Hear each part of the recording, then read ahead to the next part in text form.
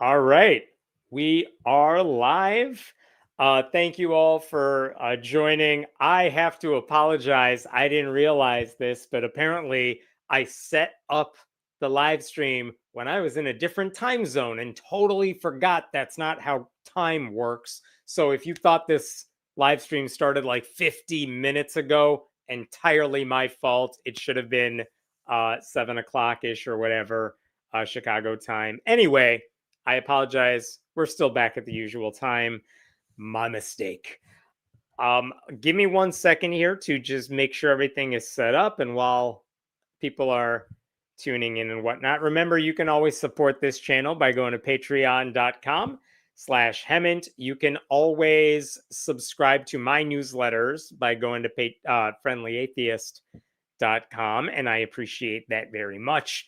Den is also here tonight. He is helping with moderation. So if you have questions, comments, concerns, whatever, leave them in the YouTube comments and we will get to them in between stories. And I have many things to share with you tonight that, you're going to be shocked by some of these stories, I think. So are we good? I think we're okay. Again, I apologize for pretending I was going to start an hour ago when I did not. All right. I have to tell you about this preacher who was all over my social media a few days ago because of something he did last weekend. And, every now and then there's like a preacher who gets arrested and everyone's talking about it. And it's like dime a dozen. Why are we talking about this person? And then I saw what this guy did and I'm like, oh, this is disturbing. Okay, let me give you some background here. This is a story involving a pastor named Marvin Winans, and he runs a church in Detroit, Michigan called Perfecting Church, because I guess the thinking is we're in the process of improving ourselves, right? So he basically rebuked a woman for not donating enough to his church, which is bad enough, but the way he did it is kind of stunning. So here's what happened. Last Sunday, it was what his church was calling a day of giving. I don't know why they called it a day of giving because I feel like that's every day if you go to church. Like that's at least every Sunday. But this last Sunday was a day of giving. And what Winans explained during his sermon is that he wanted everyone to sow a seed, as the grifting preachers do, of 1,000 plus 1, which is his preacher way of saying, I want 1,000 plus another 1,000. He wants $2,000 per person. Not only did he want the money, he asked everyone in the congregation to form a single file line in the center of the church, get up in front of the microphone and announce to the world, not just the congregation, but the live stream audience, how much they were giving. And I don't know why they do that. Is that a peer pressure thing? Is that I'm giving this much money? What are the rest of you doing? Right? So I don't love this to begin with. But at some point, a woman and her son were in line. And when it was their turn to give, Pastor Winans let them have it with a response you fully expect to see from Ticketmaster and not a church. Because he was like, you are not giving me what I asked you to give me. Let me play the clip for you because this is what's going viral and then we'll talk about it. I, Roberta McCoy, given faith and stand in unity with the vision of Perfecting Church of sowing this seed of $1,000 plus $235 and receiving the blessings to come to all that participated. Now that's only $1,200. Yes. Y'all not listening to what I'm saying. If you have 1,000 plus 1,000. Okay. Well, I'm gonna work on the other 800. Well, that ain't what I asked you to do.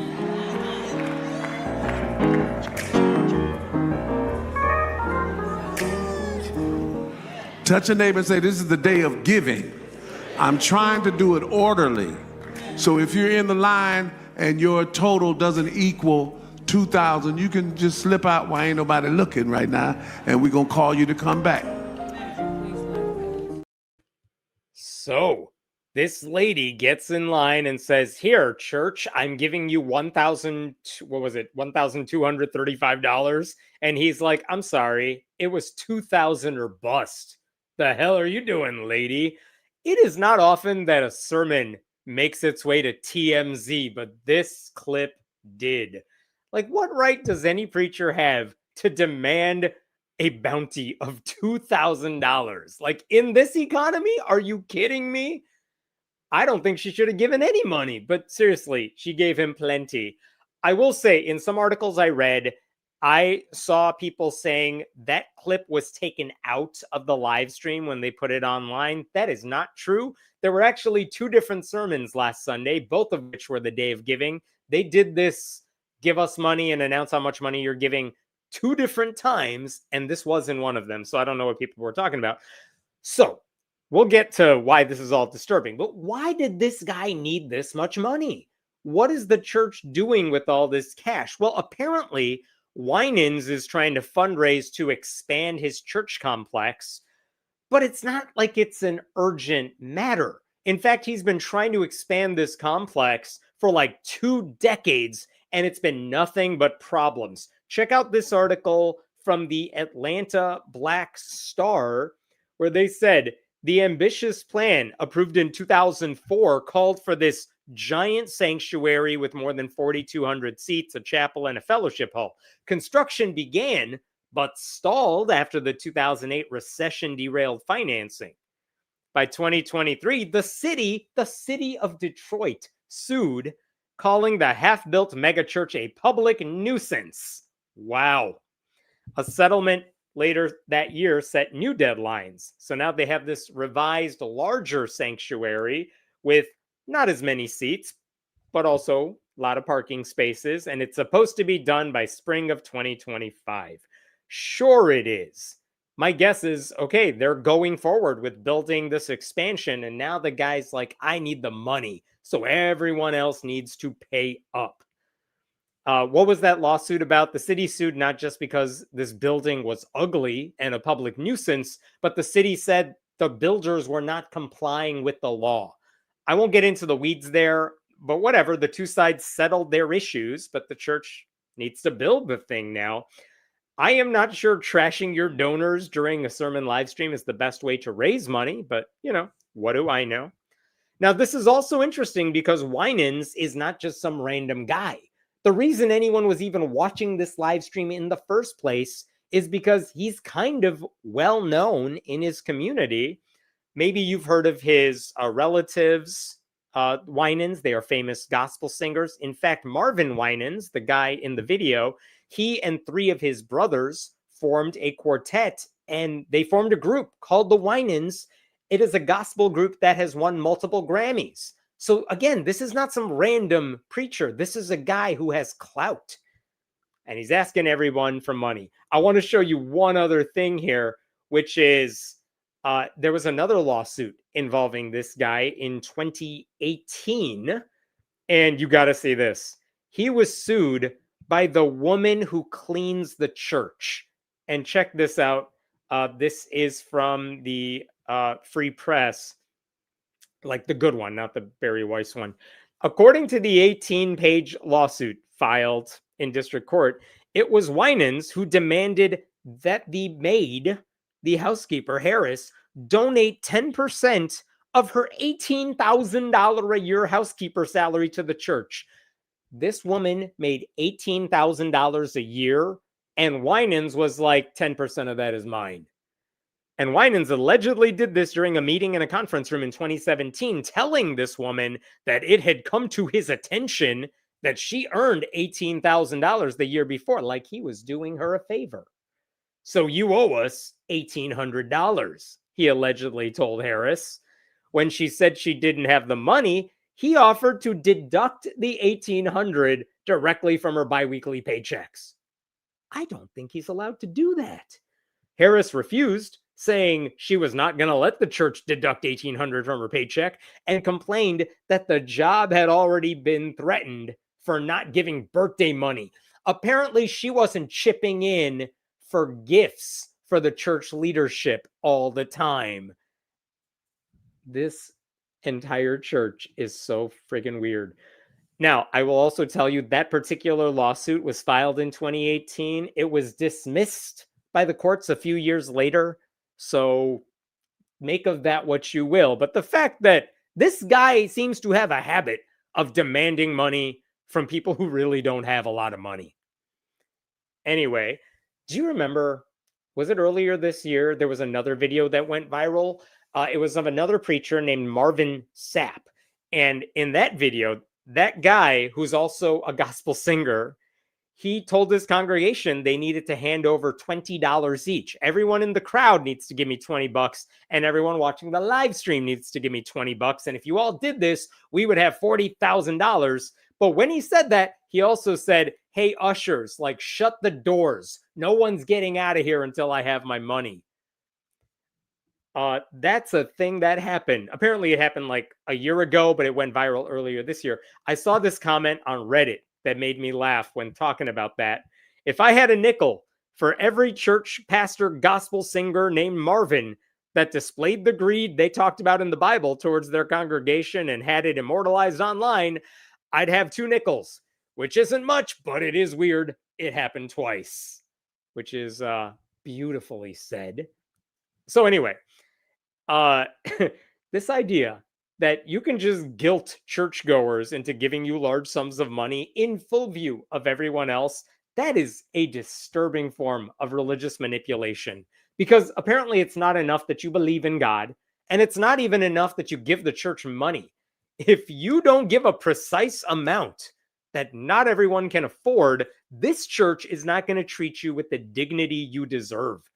And you have to wonder, would Marvin Winans have been happier if this woman gave him another $800, but she had to go in debt in order to do it? I feel like this pastor would have been fine with that.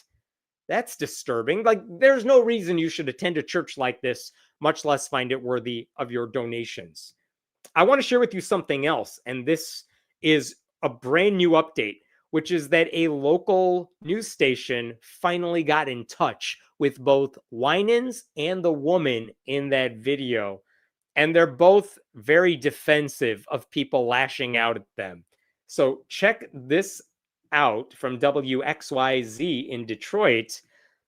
Here's what the woman says. She was interviewed. She talked. She said, he absolutely did not rebuke me. She is defending her pastor. Now, there's a difference. There was a correction, because let me clearly state that the pastor gave instruction on the lines to get into. And I think what she is saying there is, you guys, she broke the rules, because apparently there were different lines in place. There was one line for the cheapos. She was supposed to go in that line. Then there was the $2,000 line. She accidentally went in that line. So when she didn't give $2,000, she's not following the rules. And I guess there must have been a more than $2,000 line later on for all the people you're supposed to look up to. So she's arguing, listen, I went in the wrong line. I should have been in the cheapo line. My bad. Now, what did the pastor say about all this? Here's his defense. And I don't know what the transcript's all about. It's not a great transcript, but here you go. I was calling because the whole church was giving, and it was our day of giving, and the whole church was coming, and we didn't want people standing, the mothers and all that. So I was calling them by increments. That's a grammatically weird sentence. But at the very end there, he says he's calling them by the amount of money they're supposed to donate. And we had someone that had given out of before. I guess that means out of line before. And I corrected it. And I told everybody to listen and come when you call. And that's all it was. That's a weird thing to say. I think what he's saying is, listen, I'm trying to keep everything in order. I had the cheapo line. You were supposed to go in that line. I had the $2,000 line, and she made me have to put the money in a different amount in a different purse or something. That's a horrible explanation for why people should not be mad at you. All you have to say is, we appreciate what she gave. And, I was out of line in saying anything. I should have said, thank you. And then no one would have found out about this. Instead, he embarrassed her during the live stream. And that has gone viral to the point that, everyone thinks this guy is a money-grubbing pastor. Not a good look. Not a good look for the church. Not a good look for the pastor. And I feel doubly bad for this woman who not only didn't apparently have enough money to give him, but now has to defend her pastor in the media as if everything is fine. Stop saying she's brainwashed. Stop saying he's being mean to her. He's wonderful. Don't make him mad at me. I want to show you one last thing here. Just speaking about, because all the pastors that I was just mentioned, Marvin Sapp, Marvin Winans in this video, they're both Black pastors with predominantly African-American congregations. And I just want to show you this. This is from the Pew Research Center. You can look right here. In 2007, 85% of Black people said they were Christian. And if you look right over there, it says 59% of them were historically Black Protestant, meaning they went to a church like this one. And I want to show you what has happened in the years since. Here's 2014. That number dipped to 79% are Christian and 53% attend a historically Black Protestant church. And what's happening now? 73% are Christian, 44% belong to a historically Black Protestant church. And there's a lot of reasons that this is happening, but what the trends are showing is that the percentage of African Americans who call themselves Christian has gone down. The number of African Americans who go to a historically Black Protestant church has gone down. And I'm not saying it's happening just because guys like Marvin Winans are trying to steal all their money. There's a lot of reasons it's happening, but I feel like whenever we see a lot of Black preachers in the news for things like this stuff now does go viral. It does cast a really bad light on churches that, by and large, compared to white evangelical churches that are promoting conservative politics, Black churches are generally they're generally liberal. They're generally pushing like a message of social justice. Even if you disagree with the Christian message, they're spreading a good message overall. And it's kind of sad to see that guys like this get in the news. Why? Because they're trying to take people's money. There was no justification for that. I don't care how much money he needed. If he doesn't have the money to expand his church, then too bad. You don't get to expand your church. That's how it works. Collect the money, then start building. Don't go the other way around. Anyway, that was embarrassing and horrible. I think when faith leaders weaponize guilt and they turn these sacred spaces into a place for financial coercion, they're not preaching anything about the gospel anymore. They're just performing a con openly. In that sense, it's very much like Donald Trump, like the most corrupt president ever. But it's hard to get the guy because he's so open about all the shit he's doing. He does it right out in the open, and it's like, you can't do that. It would be a big deal if he was trying to keep it secret, but he just does it so brazenly and openly that it seems like no one can get him on anything. And I feel that's the same for this pastor. Like, you're totally conning your own congregation, but because you're doing it during a live stream, what are they going to do about it? Never give any religious leader more money than you can freely give. And if it's one thing for the pastor to ask you to give money. Hell, I'm a content creator online. I do that too. But if he's saying, no, you have to give this amount or else I'm going to publicly shame you, that is disturbing. Like, you want a day of giving? Wait until members of the church give themselves permission to walk out the damn door. All right. I will stop there. What questions do we have about this messed up story? Thanks for becoming a YouTube member, Mark. I appreciate that. People can't pay their rent, can barely afford groceries. Food banks are starting to run out of inventory. And this snake has the audacity to berate somebody about how much they are capable of giving. Yes, you have summarized the story perfectly. In Detroit, of all places. Like, come on, man. Go to a rich suburb and pull this shit. Don't do it in Detroit. What leverage does he have on her? I mean, that's the thing. What leverage does he have on the entire church? Why are all these people feel like they're so indebted to the guy? Then again, since we've talked about politics, I don't know why every Republican feels like they can't criticize Donald Trump unless they're already retiring and halfway out the door. Like, what does he have on you people that makes like half the country unable to just admit the sky is blue? $1,200 is the cheap line. I know, right? Like, how much was the cheapo line? I have no idea. But apparently, this lady should have not been in the $2,000 line. She should have been in the next tier. I'm sure if I watched the full live stream, I would know how much the cheapo tier is. But don't make me watch a 3-hour church service. Even if it was her mistake, he handled it horribly. Yes, absolutely. Calling her out publicly and then going to the media after it went viral and saying, guys, don't be mad at me. She was in the wrong line. It was her fault. That doesn't make anything better. Will you be talking about John Paul Sheptalk? I'll be honest with you, that name is not familiar to me, but what you should do in this case is email me. In the link is in the description below, and send me whatever links I need to see, and I will check it out. All right, I'm going to jump to another story. Give me a second here to pull it up.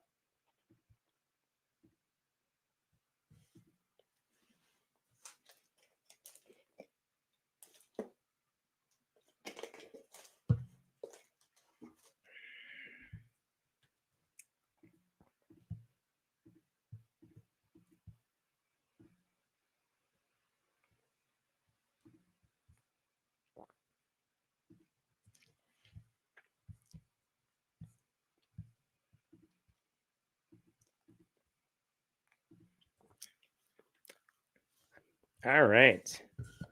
What do we got? What's the answer here? Carson City. All right. I am going to jump ahead here. Okay.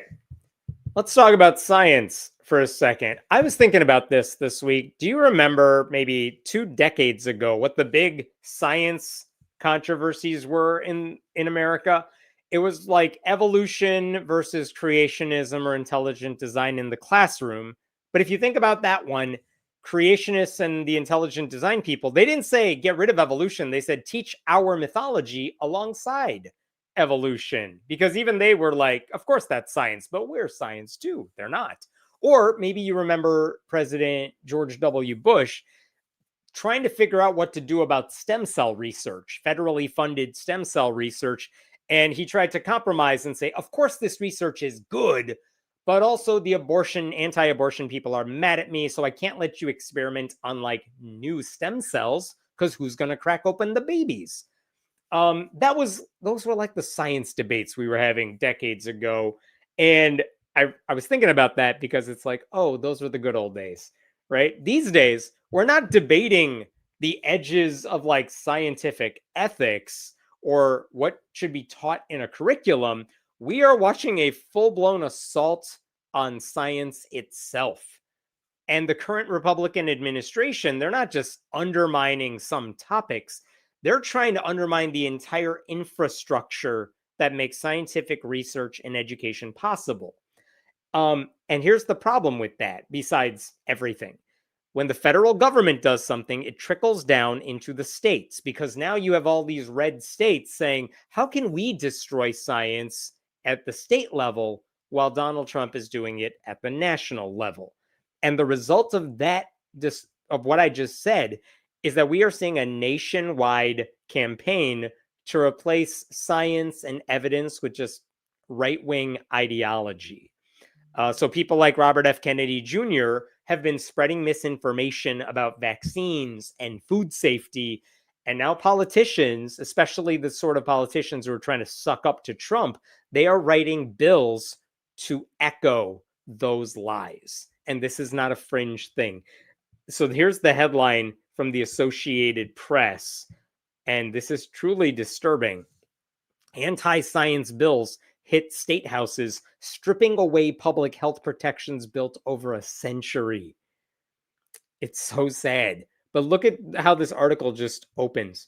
More than 420 anti-science bills attacking long-standing public health protections, vaccines, milk safety, and fluoride have been introduced in state houses across the U.S. this year, part of an organized, politically savvy campaign to enshrine a conspiracy theory-driven agenda into law. And this is written by Michelle Smith and Laura Unger. I have to say right off the bat, I appreciate the fact that the Associated Press is just willing to say out loud the truth, which is all of this stuff is bullshit. Like, this is anti-science. It's conspiracy junk. I feel like I shouldn't have to applaud them for that, but these days, I mean, a lot of media outlets won't do that. So specifically, they looked at those three issues. What's going on with vaccines and milk and fluoride? And the bills that they looked at would do things like ban fluoride in drinking water, because even though that would lead to more cavities, it would make vaccines optional, which would be terrific news if you're a strong fan of measles and polio. And it would promote things like raw, unpasteurized milk, which would spread foodborne illnesses. Like, there's no good reason to do any of these things, but a lot of states are doing all of these things. And what all of these bills have in common is they reject what the experts know about these subjects. And instead, they're going with what they falsely think are the healthier, safer options. But they're not. That's what the conspiracy nuts want you to think. And those conspiracy theorists like RFK Jr., they don't care what the scientists say. They always think they are more knowledgeable than people who have spent their entire careers studying this stuff. And another thing about introducing bills, anyone who's in a state legislature can introduce a bill. Who cares? It's just introducing a bill. Most bills go nowhere. But these are meant to be taken seriously. The AP found that around 30 bills have been enacted or adopted in 12 states already, and many more could follow. Check out this part of the article here. AP searched legislation from this year in all 50 states, analyzing more than 1,000 bills to see whether they undermined science-based protections for human health. What did they find? Anti-vax bills. 350 of them were by far the most common. They come at the issue from various angles, barring discrimination against unvaccinated people, as if that's a class of people that need to be protected. Creating the criminal offense of vaccine harm. Requiring blood banks to test for evidence of vaccinations. And instituting a 48-hour vaccine waiting period. All of this is BS. The assumption here is that there's something wrong with the vaccines. There is not. They do not cause autism. They do not hurt you in any way. They are rigorously tested before they come out to you. But these idiots firmly believe that if you vaccinate your baby right after the baby's born, it's too many shots. That's BS. That's not what doctors recommend for a reason. And the longer you delay those vaccines, the more trouble your kid could potentially be in. The fact that I can't get a COVID booster right now because I'm not over 65, the fact that I had to fight to get a flu shot already, that's ridiculous. But it's because these anti-vax nutcases in the Republican Party largely have made it easier to just dismiss vaccines, which means we are seeing outbreaks of diseases that should have been eradicated by now. But those are a lot of the bills. They want to make it easier for people not to get vaccinated. And if you know anything about vaccinations, the power of vaccinations is that if a lot of people get vaccinated, a virus cannot spread as quickly. And if it can't spread quickly, it dies. So remember, a vaccine is not going to prevent you from getting some disease, but it will prevent you from getting seriously injured from that disease. You might, if you have the COVID shot, you might get COVID, but you're not going to die from the COVID. And if everyone gets vaccinated, the diseases cannot spread. So when you see vaccination rates dropping from 95% to 80% or something, all of us are screwed. It's not just the unvaccinated people who are in jeopardy of getting the disease. All of us are at risk all of a sudden. So that's a problem. What else did they say about this stuff? Here's the other part of this article. Here we go. What about the milk stuff and the fluoride stuff? Check this out. The Associated Press found more than 70 bills that would roll back access to fluoride or make it easier to sell or consume raw milk products. The fluoride keeps your teeth good. Why would you ban it? The reason it's even being banned is because, have you ever heard the old joke like, hey, what if I told you dihydrogen monoxide is poisonous and I need you to sign this petition to ban dihydrogen monoxide? And like, whatever, a 10th grader in science class could be like, that's H2O, that's water. There's nothing wrong with that. Right. That's the joke. But the point is, if you make it sound scary or you put a chemical instead of just saying water, people get freaked out because they don't know any better. That's pretty much what's happening with fluoride. It's been amazing. It's a huge scientific advancement. It's been so good for public health. But people hear, what? They're putting fluoride in the water? That sounds like you're tainting the water. No, that's not what you're doing. That's not how it works. But again, what does the AP say? Many fluoride bills would prohibit its addition to water systems outright. One in Pennsylvania was dubbed the Fluoride Choice Act by its sponsor, who said individuals would be empowered to make informed health decisions and could get fluoride supplements or topical treatments instead. No, they can't make informed health decisions because most people, hate to break it to you, are not smart about this stuff. And listen, it's not their fault. I'm not saying people who don't know how fluoride works are stupid. I'm saying that the public officials who get to control this stuff, their job is to look out for you because maybe you got better things to do than learn about fluoride. And these people in charge are like, listen, it's up to you. It's your choice. Choice is a good word, right? You like the word choice, unless it involves a woman's body, in which case choice is bad. Like, you get to decide about fluoride. No, don't leave it to their decision. Your job is to take care of people as a default. And then if people want to hurt themselves, they can figure out their own ways of doing it. The government should not be in the business of default screwing you over and harming you unless you know better. That is not what the government should be doing. What about raw milk, which basically does the same damn thing?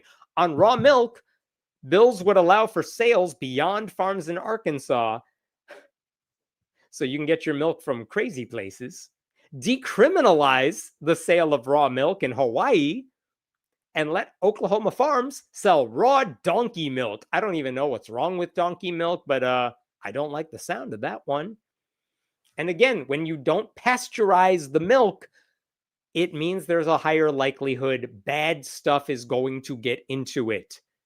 And that will be bad for the drinkers, and it'll allow diseases to spread.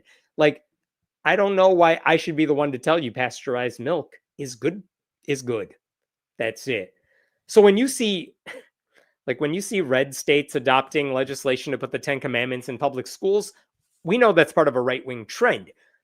This is arguably worse, even though it is a right-wing trend, because it's part of a deliberate campaign to dismantle the very concept of science and truth in public life.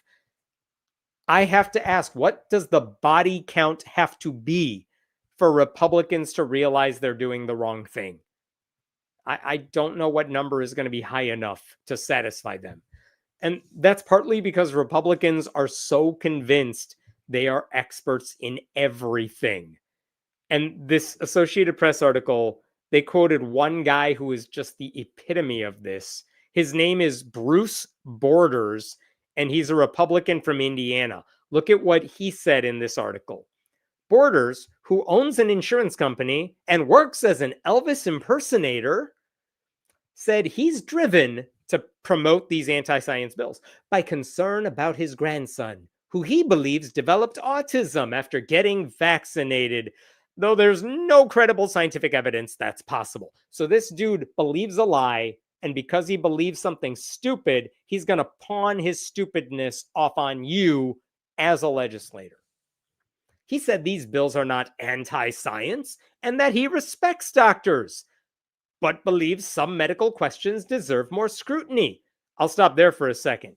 That part alone is fine. You can absolutely question whether some medical things we just take for granted should be better scrutinized, but I'm just telling you that question would mean a lot more coming from people who study this stuff regularly. Doctors who know this stuff call this stuff out all the time. They study this. The reason vaccines are not controversial and pasteurized milk is not controversial and fluoride is not controversial is because there is no doubt about the safety of that stuff.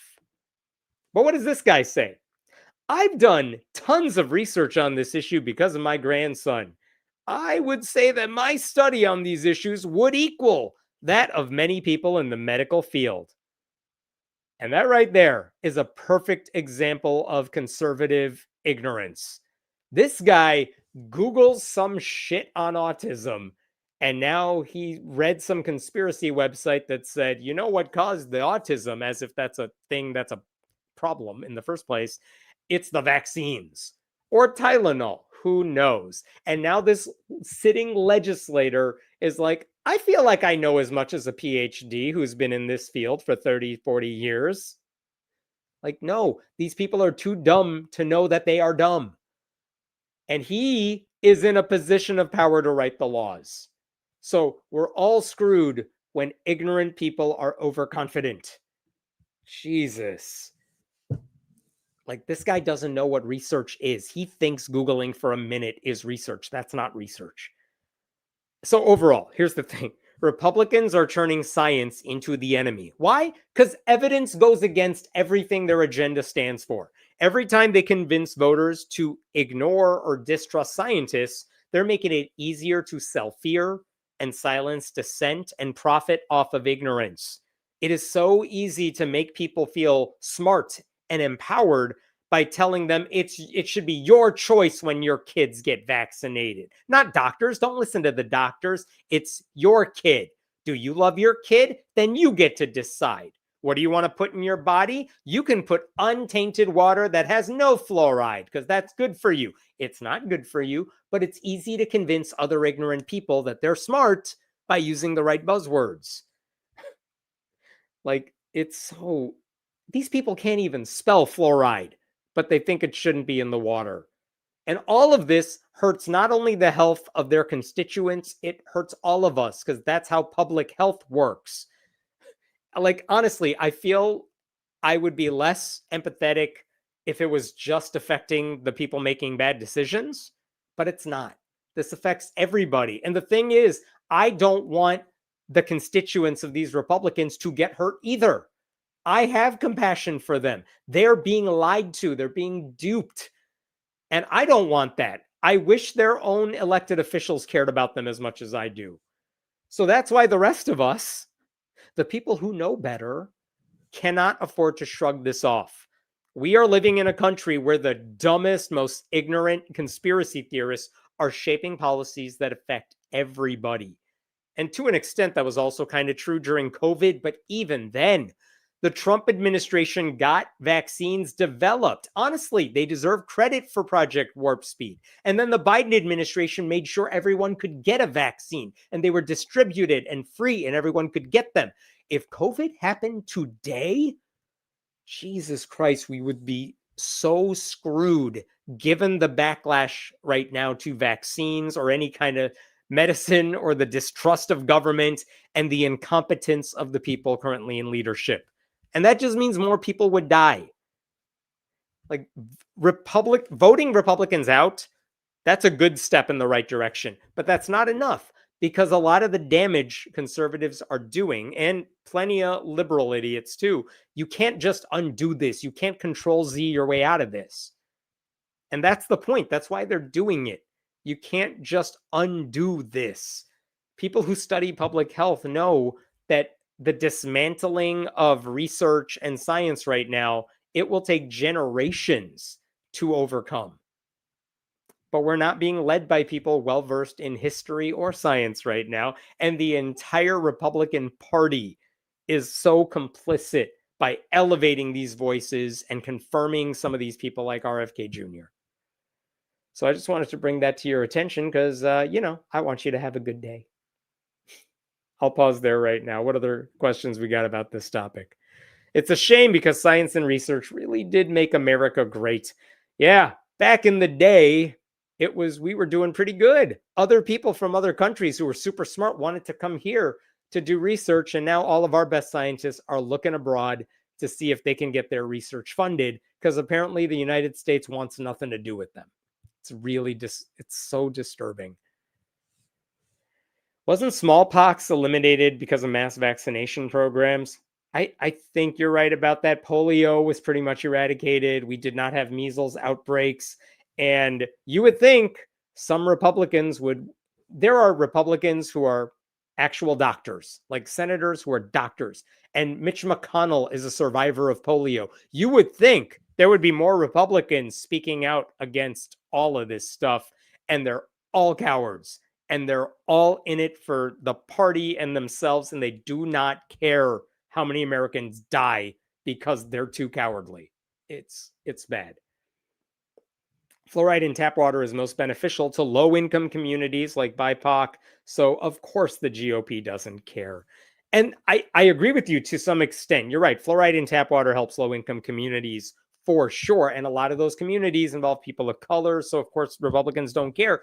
But it also affects poor white people in red states. Like when the Republican Party destroys rural health care and shuts down, and hospitals have to shut down because they can't get reimbursed for the work they're doing. Who does that affect? It's not always people of color. It's just poor white people. And they don't care about those people either. Not everything needs to be on the individual. How many people will have to choose to buy these supplements or buy more groceries? Right, you're going to have to do it anyway. How many people are going to have the extra money to buy supplements or more expensive groceries or more groceries? I mean, they don't have enough money to give to church, apparently, because their pastors are extorting them too. How much are they going to pay for insurance when Republicans jack up those prices? If vaccines become optional, will insurance covering them become optional too? I hate that you're right to ask this. But again, if vaccines are optional, that means insurance programs may not cover them, which means you would have to pay to get vaccinated, which means people won't get vaccinated. And even people who know it's good for them won't get vaccinated. And that destroys the entire point of vaccines. I actually did a college paper on intelligent design versus evolution versus creationism. Oh, how far I've come. Thank you, friendly atheist. I don't know what I did to help you out there, but if you were writing college papers on that stuff, you've been covering this stuff for a long time. And I was covering this stuff back in the day too. And again, there was a time when it was kind of controversial when 3 Republicans running in the primary for president raised their hand in a debate and said they, I think, did not accept evolution. And that was a big deal. And now we'd be lucky if 3 Republicans said they accept evolution. 3? Are you kidding me? All right, I'm jumping to another story. Give me a minute here.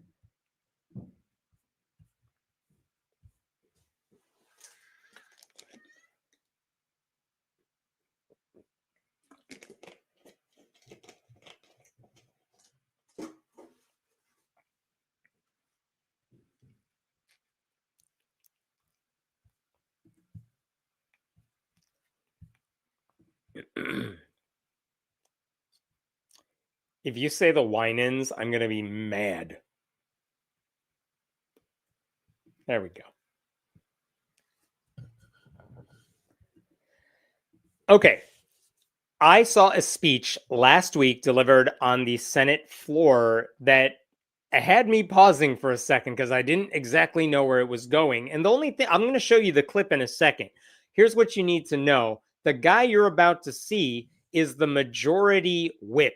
His name is John Barrasso. He's a Republican senator from Wyoming. Even though he's one of the Republican leaders, he's the whip. His job is to make sure the Republicans are in line to vote the way Republicans want you to vote on any given policy.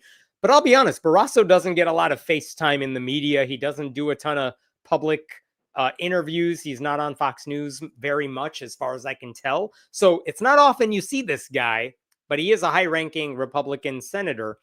And basically, Barrasso was on the Senate floor speaking out against the No Kings rallies. And I hope you went to one over the weekend if you were able to. But you may have heard this by now. Before those rallies, Republican leaders like Trump and Mike Johnson, Speaker Mike Johnson, they were all saying, oh, of course, these are not just regular people going to protest. because surely there are not millions of Americans who dislike us. No, they were saying they're all paid protesters, like George Soros paid for all of them. They're all astroturfing. So this is basically what Barrasso was saying on the Senate floor, that these are not real protests. It's all fake. It's all extremist. It's Antifa or something like that. But let me play you the clip. And I want you to pay attention, because he's going to say something that's a little strange, and it kind of comes out of nowhere. All these rallies are going to be led by the far left activists, and all will be calling on the Democrats to keep the government closed. And the Democrats in this body are beholden to every single one of these far left activist groups like, quote, #ResistTrump and American Atheists. Really? I know American Atheists, and I had no idea they were running the show. I didn't know they had that kind of power. That's news to me, because that's not true. Breaking news: Republicans lie. So, first of all, American Atheists is not a far left group. They are not leading the rallies. They did not lead the rallies. And more than anything, I promise you, the Democratic Party is not beholden to American Atheists, because the Democratic Party doesn't like to acknowledge that atheists exist. Like, I wish we had that kind of political power. We do not. But here's what I think happened. If you go to the website for the No Kings rally, here's one of the things you would see. They have the About page. What are these rallies about? And at the very bottom, check this out. Here's their mission statement. Because this country does not belong to kings, dictators, or tyrants, this is why they're rallying, because it doesn't belong to those. It belongs to we the people who care, who show up, and who fight for dignity, a life we can afford, and real opportunity. No thrones, no crowns, no kings. Cool. Yeah, I'm on board with all of that. And if you run a nonprofit group and you sign on to that statement, they had a page on their website for partners. And basically, these are just nonprofit groups that said, we support the No Kings rallies and what you're all doing. And that's literally it. Yeah, the ACLU backs you up. All these groups just back you up. That's it. They have nothing to do with the rallies. They are not running the show. They're not even donating money to be on this list. It's just a group of names. And look right there, you see the Freedom from Religion Foundation, FFRF is there. Americans United for Separation of Church and State is on here somewhere. And if you go through this list, again, tons of names. But I think Senator Barrasso or his staff, they must have been going through and they're just like, oh my God, look at that. American Atheists. And I think they just saw the word atheist and said, that sounds like a word Republicans will hate. Let's single them out specifically. That's why they didn't call out the Freedom from Religion Foundation. Not a lot of scary words in that one. They didn't even go after Planned Parenthood or the Sierra Club, which does environmental stuff. They were like, what's the scariest name we could do? #ResistTrump, which is the name of a group, actually, and American Atheists. But basically, what's he doing? He's fear-mongering. He's trying to scare Americans into thinking this is some kind of anti-American march. And atheist sounds like a word you use when you want to portray people as traitors, right? Honestly, I'm surprised the Satanic Temple missed a golden opportunity. They could have been partners, and they could have been singled out here. So anyway, I asked American Atheists what they thought of getting called out by Barrasso, and Nick Fish, the president of American Atheists, what he told me is that the simple presence of atheists to some of these people is viewed as anti-American, as un-American. And he said there's nothing more American than protesting our leaders and demanding better. And he actually issued a slightly longer statement a little bit later, portraying American atheists as radical or extreme in an attempt to discredit one of the largest popular mobilizations of opposition to authoritarian abuses in history is transparent, unvarnished white Christian nationalism. I happen to agree with all of that. And American Atheist made it clear they stood in solidarity with the 250 plus partners and the 2,500 plus rallies that happened in all 50 states. And just to tell you, I was out of town, so I couldn't be part of the rallies this past weekend, but I was at the first No Kings rally a couple of months ago, and there was nothing scary about it. It was joyous, it was peaceful, it was funny. If you saw the signs, I will even show you the sign I was using. This is the one I brought to that rally. Hey, Trump, nobody paid me to be here. I hate you for free, which is true because I did not get my Soros check. The funniest thing about the rumor that everyone was paid to be there is that all you needed is one Republican to infiltrate the rallies, attend the rally, and show people their Soros check. No one did that for some reason. But I had a great time when I went a couple months ago. I hope there are more protests, and I hope I can attend them too. But the fact that Republican leaders were claiming these rallies were made up of unpatriotic traitors is absurd. These rallies, the attendees included scientists and moms who like wine and grandmas and college students and your neighbors and a lot of students. The fact that Caroline Leavitt, the White House press secretary, said, I think a few days ago, that the Democratic Party's main constituency is made up of, quote, Hamas terrorists, illegal aliens, and violent criminals is not just bullshit. That is so much more radical than the harmless thing Hillary Clinton said back in 2016 when she said that many Trump voters are deplorable. And it turns out she was right. But it just tells you these people are so set on lying about the very people they're supposed to represent. That should tell you what the Republican Party has been reduced to these days. And they didn't have that far down to go. Those rallies are nonviolent protests against the administration's ongoing cruelty and the entire Republican Party's complicity. And to pretend otherwise is a lie. And these people wear their cross necklaces and cite Bible verses and just openly spread lies about the most obvious things happening. The problem here isn't that one senator lied about American Atheists. It's that the entire party does this all the time. They refuse to admit the truth. They have to lie because the truth doesn't play into their narrative. To them, atheist isn't just some descriptor. It's a slur. It's meant to dehumanize everyone who went to those rallies. They think dissent is treason. They think reason is heresy. And that's why I think those rallies matter. They puncture that lie. You can't attend them and still come away from it thinking all of these people are paid agitators. You go there and you realize, oh, this is a lot more people than I thought in my community who are unhappy about what Republicans are doing. That's the power. I saw some liberals on social media complaining that the rallies were stupid because what's the point? What are the demands of the rally? What, you're just going there and walking around. Who cares? And the thing is, it excites people. It energizes people. It makes people more likely to show up for their local elections and hopefully show up for the midterm elections next year. There were people who showed up to the Women's March in January of 2017 who decided, I'm so inspired by this rally that I'm going to run for office. And they did, and they won.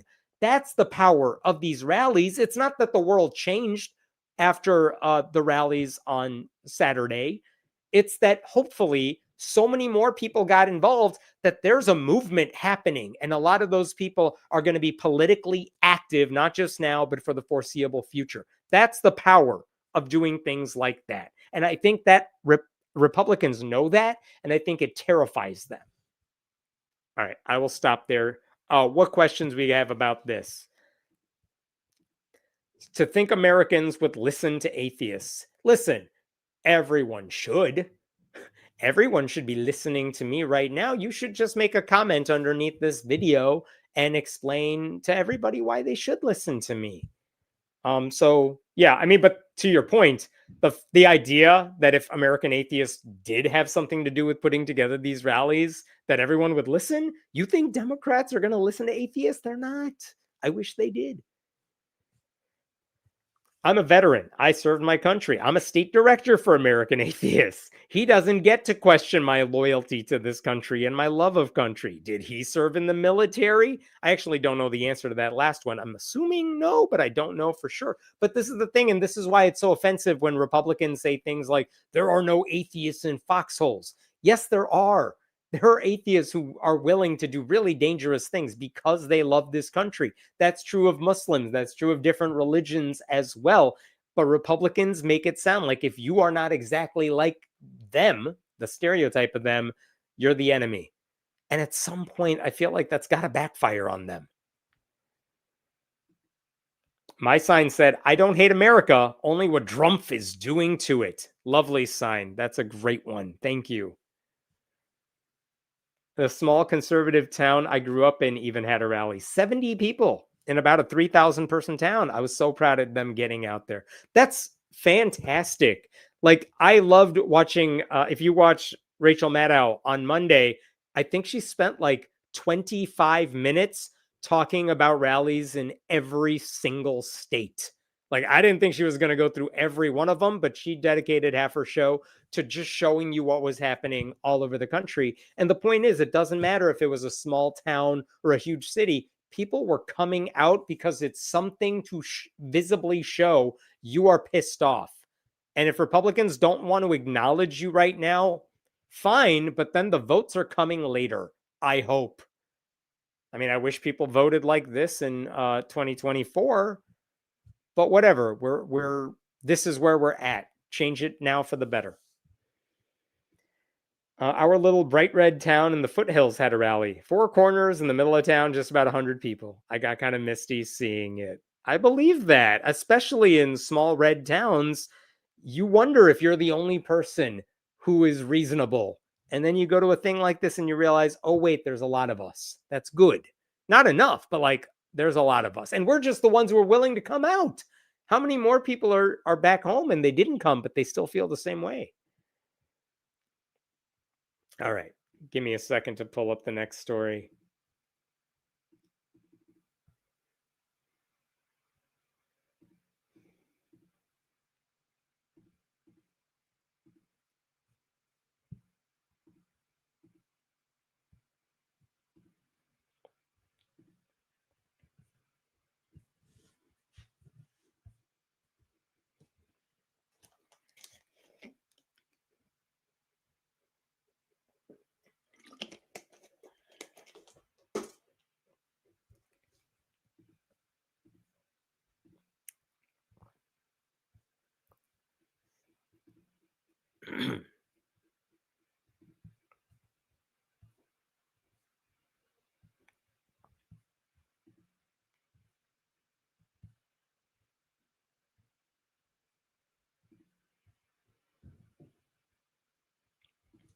Okay.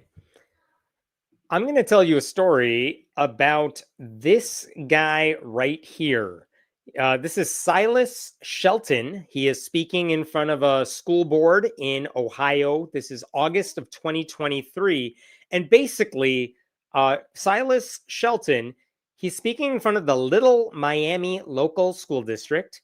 And he was complaining because his daughter attended a school book fair, one of those scholastic book fairs, and she came across a book that he was very disturbed by. And this guy isn't just a dad, he is the pastor. He's the pastor of Blanchester Community Ministries. It's a church that's affiliated with the Southern Baptist Convention. And basically, the book he was mad about is called Heartstopper. It's a series of graphic novels by the author Alice Oseman, and it was turned into a Netflix series that I have heard is very good. I have not seen it yet. But basically, the book has a couple of gay characters. And I think in the book, 2 teenage boys meet in class and they develop a relationship, even though they don't look like they would be together in person, but they develop a relationship and it involves hand holding and hugging and at some point kissing. Because that's kind of how teenage romance works a lot of times. And so this guy said to the school board, he got sick reading this stuff. I honestly wish I could play you his speech where he's speaking to the school board, but two things. One is he spoke for like 5 minutes. It drags on. And the second is the audio of that school board meeting is so bad that I could play it for you. You would not hear a damn thing. But in his speech, I will tell you what he said. I'm quoting directly. She come home asking me why certain books were in that book fair, which were pertaining to books of gay. Direct quote.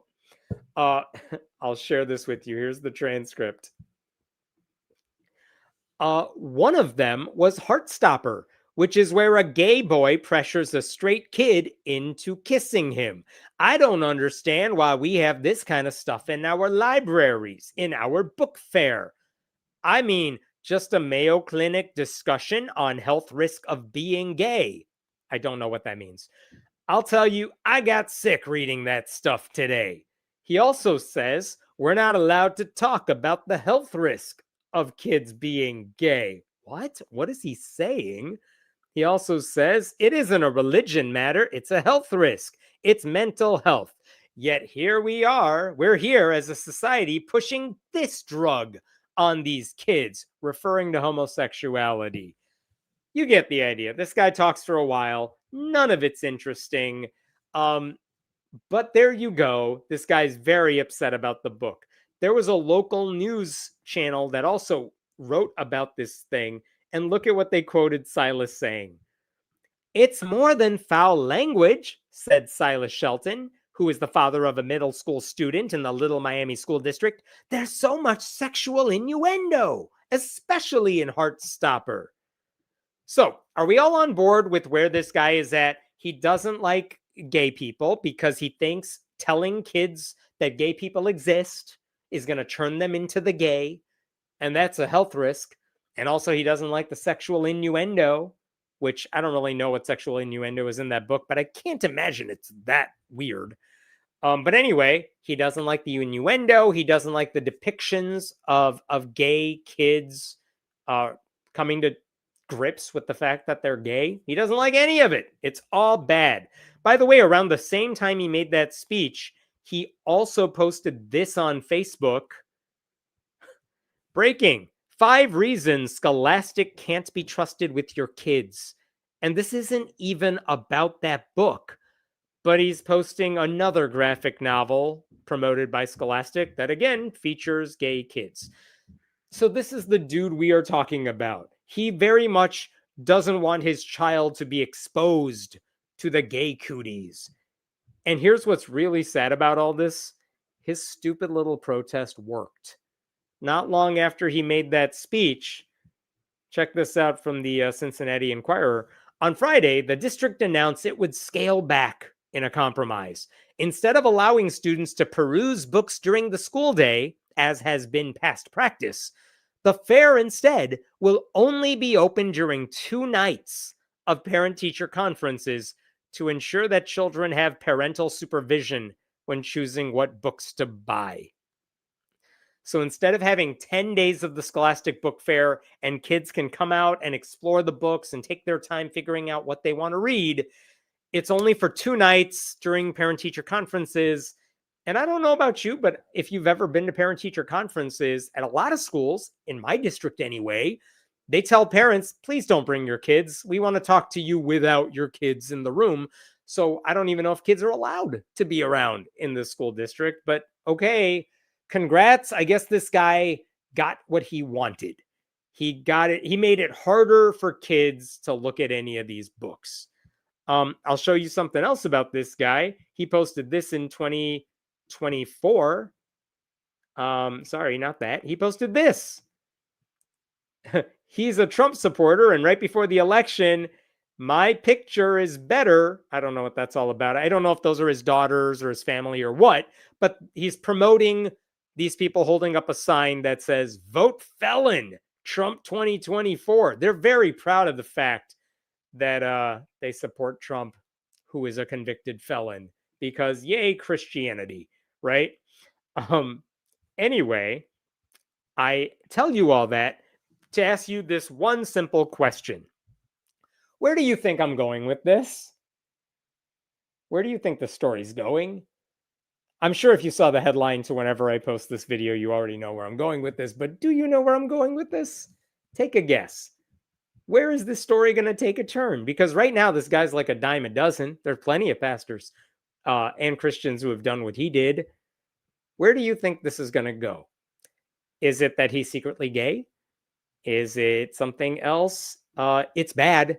That's your hint. It's very bad. And I will share this with you. This is posted by the police department of Wilmington, Ohio, last week. Are you ready for this? You're not going to like this.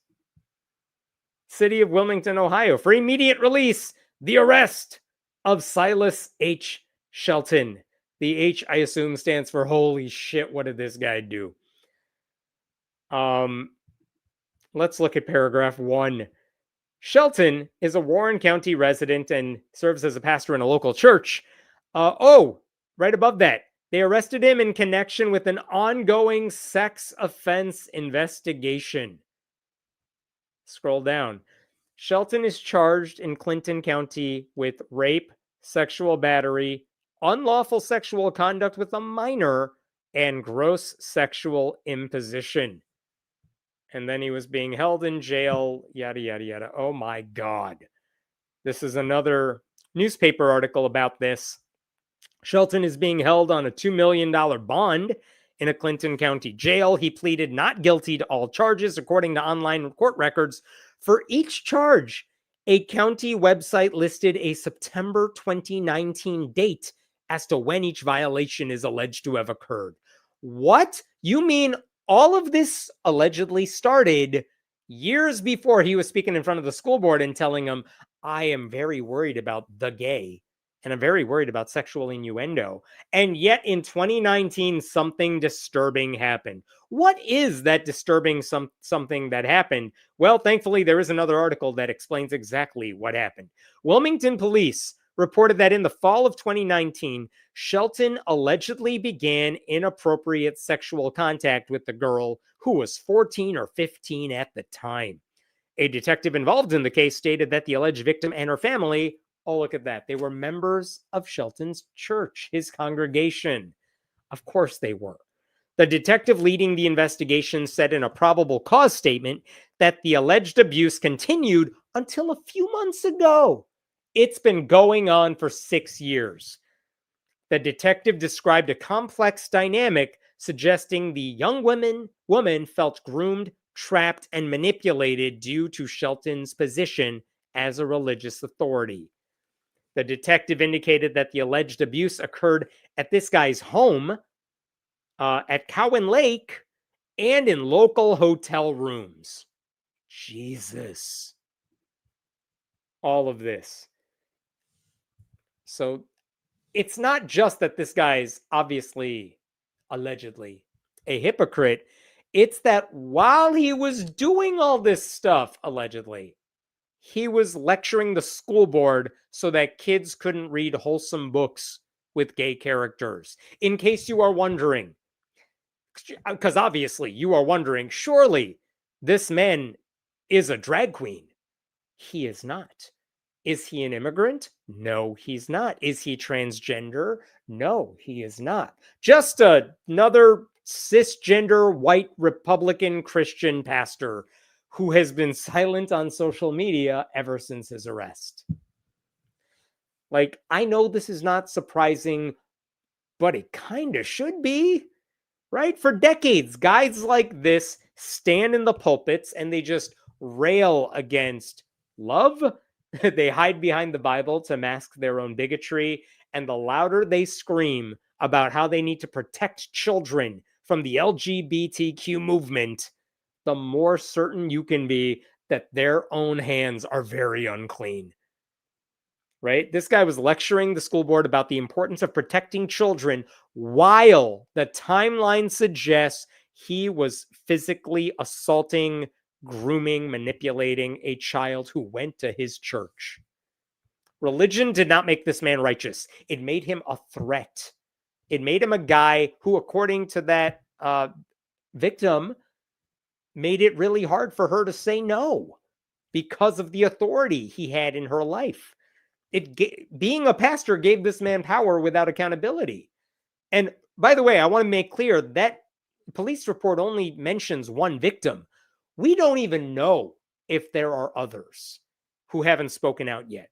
But the thing is, if you are the type of person who attends churches like this, you are probably more likely to believe that consensual, even monogamous, same-sex relationships are harming society while looking up to a pastor who is physically assaulting a child, allegedly. They never seem to understand that the biggest threats are the people in their church. And based on his Facebook posts, this guy has, because I did do a little dive into his Facebook posts, this guy has spent several years now treating everybody who isn't like him as the enemy. And I wonder when people who go to his church are going to realize that they were being manipulated this whole time. So, just wanted to share that with you. We will see where this story goes. Looking forward to hearing the updates. What questions we got here?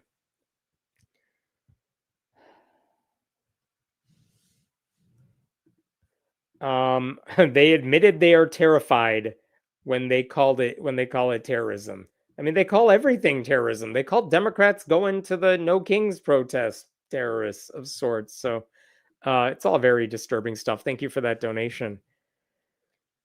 The DSM-5 does not say gay is bad. It says discrimination is bad. Very true. You know what? I didn't put a story up about this for this week, but I saw conservatives very excited because there was some survey that came out that showed the percentage of teenagers or people in general who are transgender has gone down in recent years. And they were celebrating this because they're like, see, it's a social contagion. When you tell people you don't like, when you are not pressured to be trans, fewer people say they're trans. And everyone else I know who is smarter was like, no, maybe they're just going back into the closet for now because people like you are making life very hard for them. And it doesn't occur to conservatives that maybe it's not that fewer people are trans, it's that fewer people want to come out as trans for the same reason fewer people might want to come out as openly LGBTQ or anything right now, because it's not a good environment. It's not a safe environment for them. Thanks, Elizabeth. It's that projection is a hell of a drug. No kidding, man. How many stories have we done about pastors who talk about how they got to protect the kids? And it's always one of their, I mean, most famously, right now we are debating. We want to see whether Trump is on the Epstein client list. Meanwhile, Republicans are defending him all over the place while pretending they're the party that wants to protect children. Like, they don't care if a pedophile is their leader. Every abuser thinks that what they do is allowable. They think abuse is different than what they do, like these people thinking gays are abusive. Yeah, I mean, I think you're right, and I think that's the pattern you see with all these people. They always justify their hate against everybody else, and then they always try to cover up their own actions in this regard. It's weird. What was his church? He runs the Blanchester Community Ministries. I honestly don't know if church is in session this weekend, and they don't really have a online presence last time I looked. So, yeah, I don't know what's going to happen to them. Blanchester Community Ministries is the church. Books of Gay is my most favorite quote now. I swear I tried enhancing the audio and listening to that because I'm like, surely he did not say Books of Gay. That is what he said. All right, let me jump to another story. I got a few more here for you.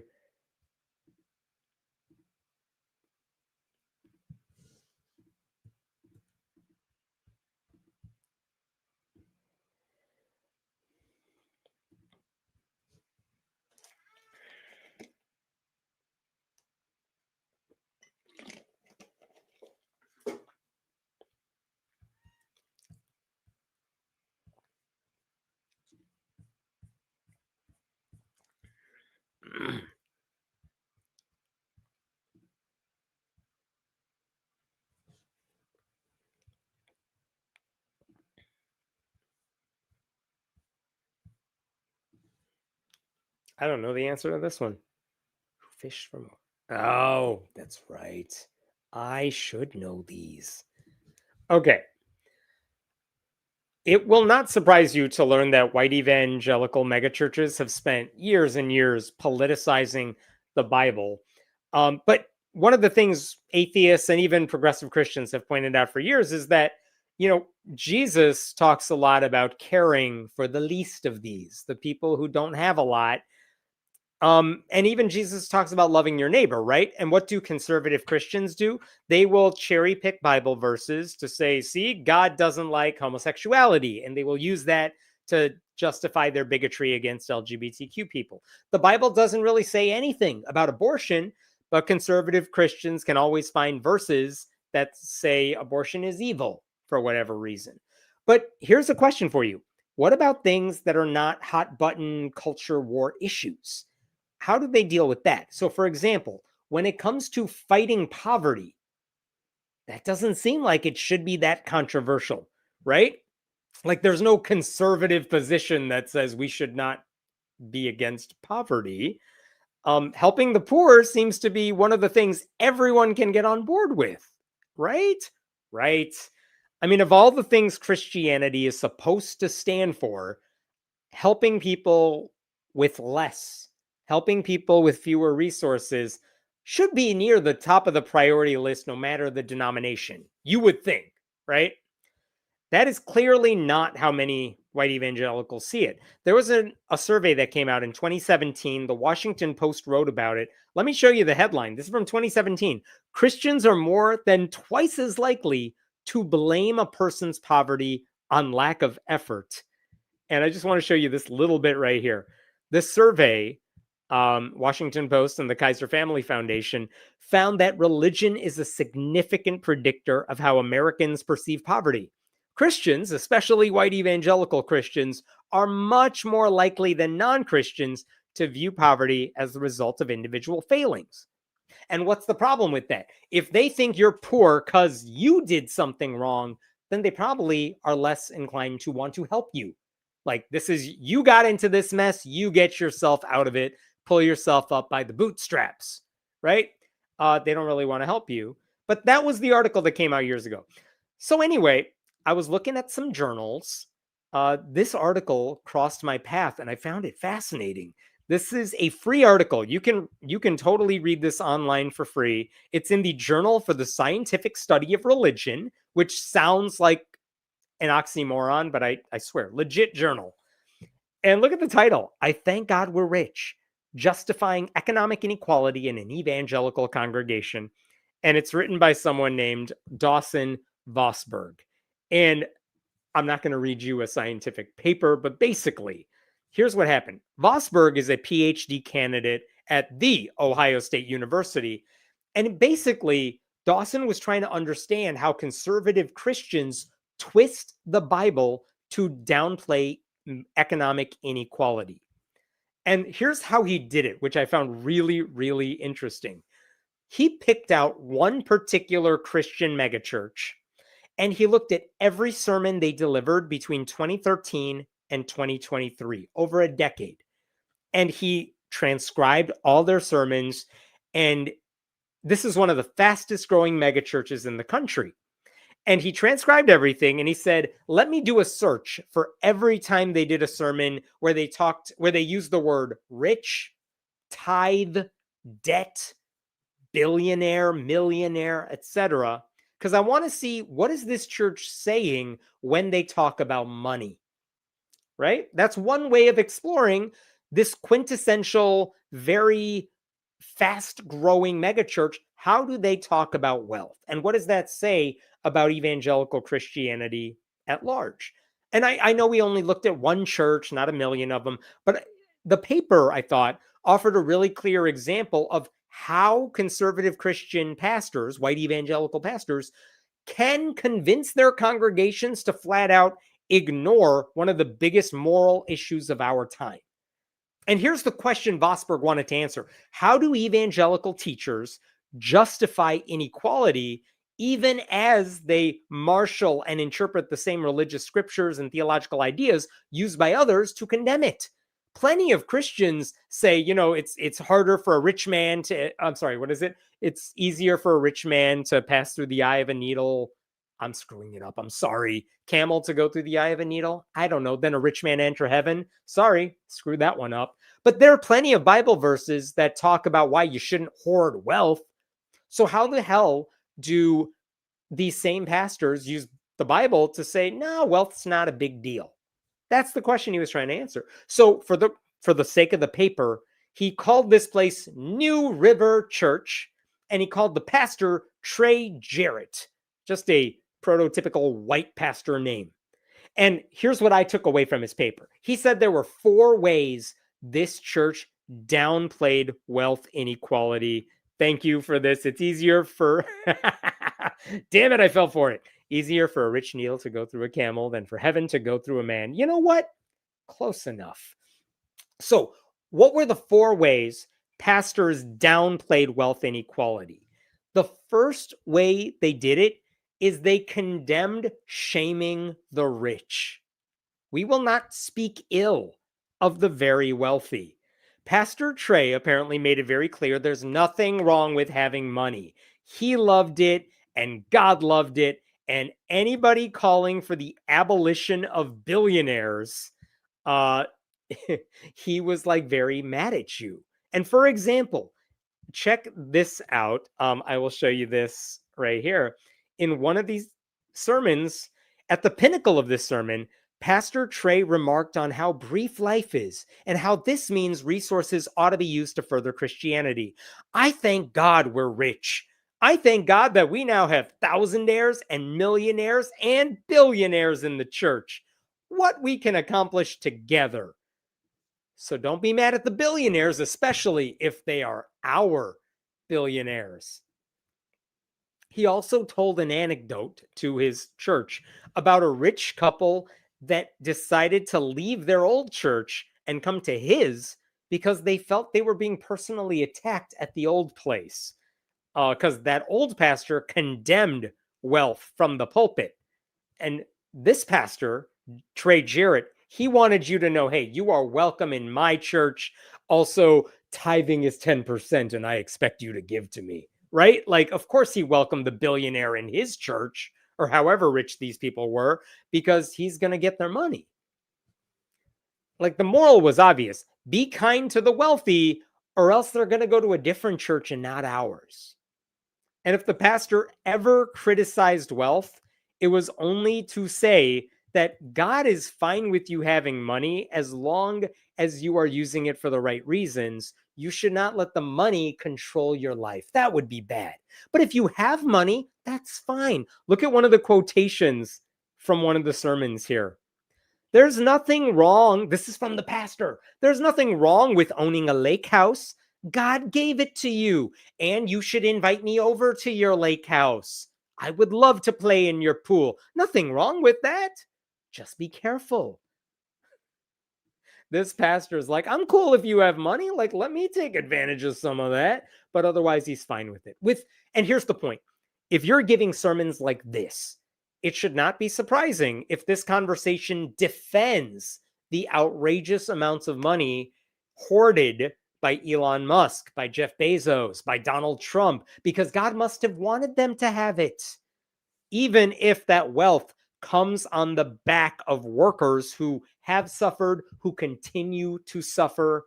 And of course, if you raise taxes on some of these same people, which is something Zoran Mamdani is saying he will do in New York City when he becomes mayor, that this congregation will see is an unnecessary punishment to people who God was just rewarding. Why would you do that to them?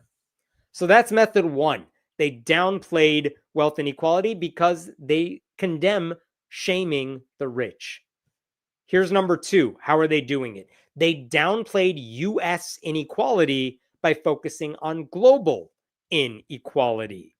And this was an interesting one. I probably would not have guessed otherwise, but check this out. Let me pull this up here. There are currently over 36 million Americans living in poverty. And that's about 11% of our population.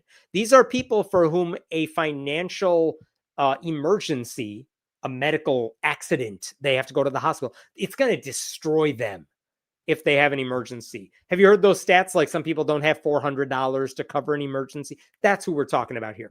They don't have permanent homes. And yet they did not, those people, those concerns were not really felt by the people at New River Church because their pastor always told them, all of you are rich, relatively speaking anyway. Check this out. This is what he said. I'm going to give you some statistics to prove how rich you are. Number one, 3/4 of the world's population is living on $300 a year or less. If you earned more than $300 last year, you are a top 25%er. If you could see what God sees. Yeah, we're all concerned about what the other person has sitting next to us. But if you can see the whole world as God sees the whole world, you're kind of at the top. And if you earn more than $33,000 a year, you're a top 1%er when it comes to all the wealth earners in the world. Like, think about what he's saying there.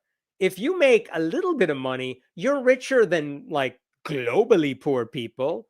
And if you make like a one income, lower to middle class salary, you're like richer than pretty much everybody.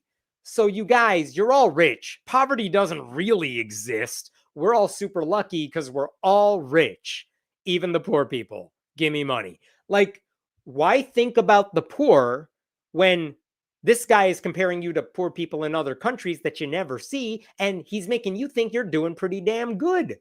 That's a very easy way for Christians to dismiss proposals like universal health care and free public transit and universal pre-K. Why do you need any of that stuff when all of you are rich already? Right? Maybe you don't understand why those things are necessary if you have no idea what low-income people actually have to struggle with on a day-to-day basis. And this church never bothered to make that clear. Like, poverty doesn't really exist in their church. Real poverty exists elsewhere. Plus, everybody's rich when they have Jesus, right? Okay, that was number 2. Here's number 3, the way they're downplaying wealth inequality. They twisted Bible verses about poverty, even the ones that are very clearly against the rich. Okay, so whether we're talking about the Beatitudes or other parts of the gospel, one of the things Jesus talks a lot about, because it's not gay people, it is the value of preaching to the poor, for they are blessed, right? But at New River, that is not how they interpreted those verses. One of the things this pastor said about Jesus talking about the impoverished, look at this.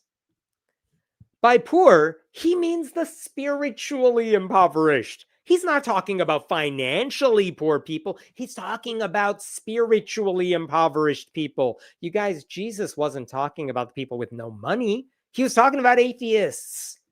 Oh my God. What about when you're supposed to take things literally? Like, the weird thing that Vosberg found in his paper is that this church took the Bible literally a whole bunch of times, as long as they were not talking about money. When it was about money, they were like, this is subject to interpretation. Everything else is literal, but not the money stuff. There is even, one of the reasons they do this is because I think this church really wants you to give 10%.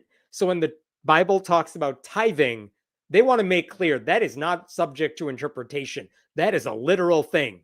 But when Jesus says help the poor, no, that's talking about atheists. That's not talking about people with no money. This was check this one out. Only passages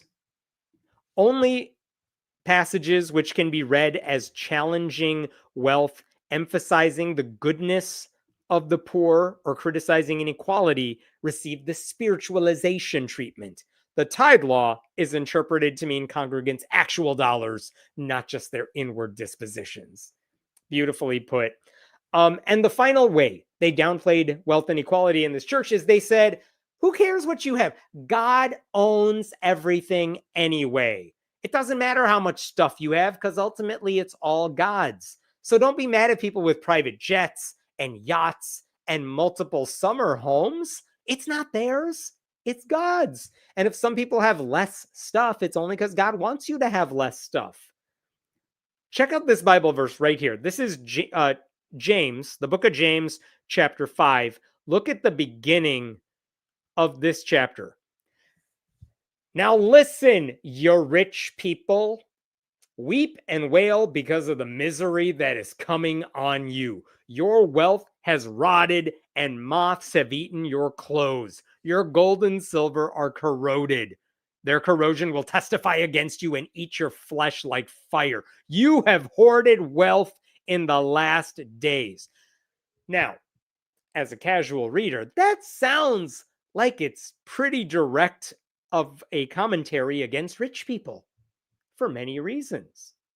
Now, how did they talk about that verse at this church?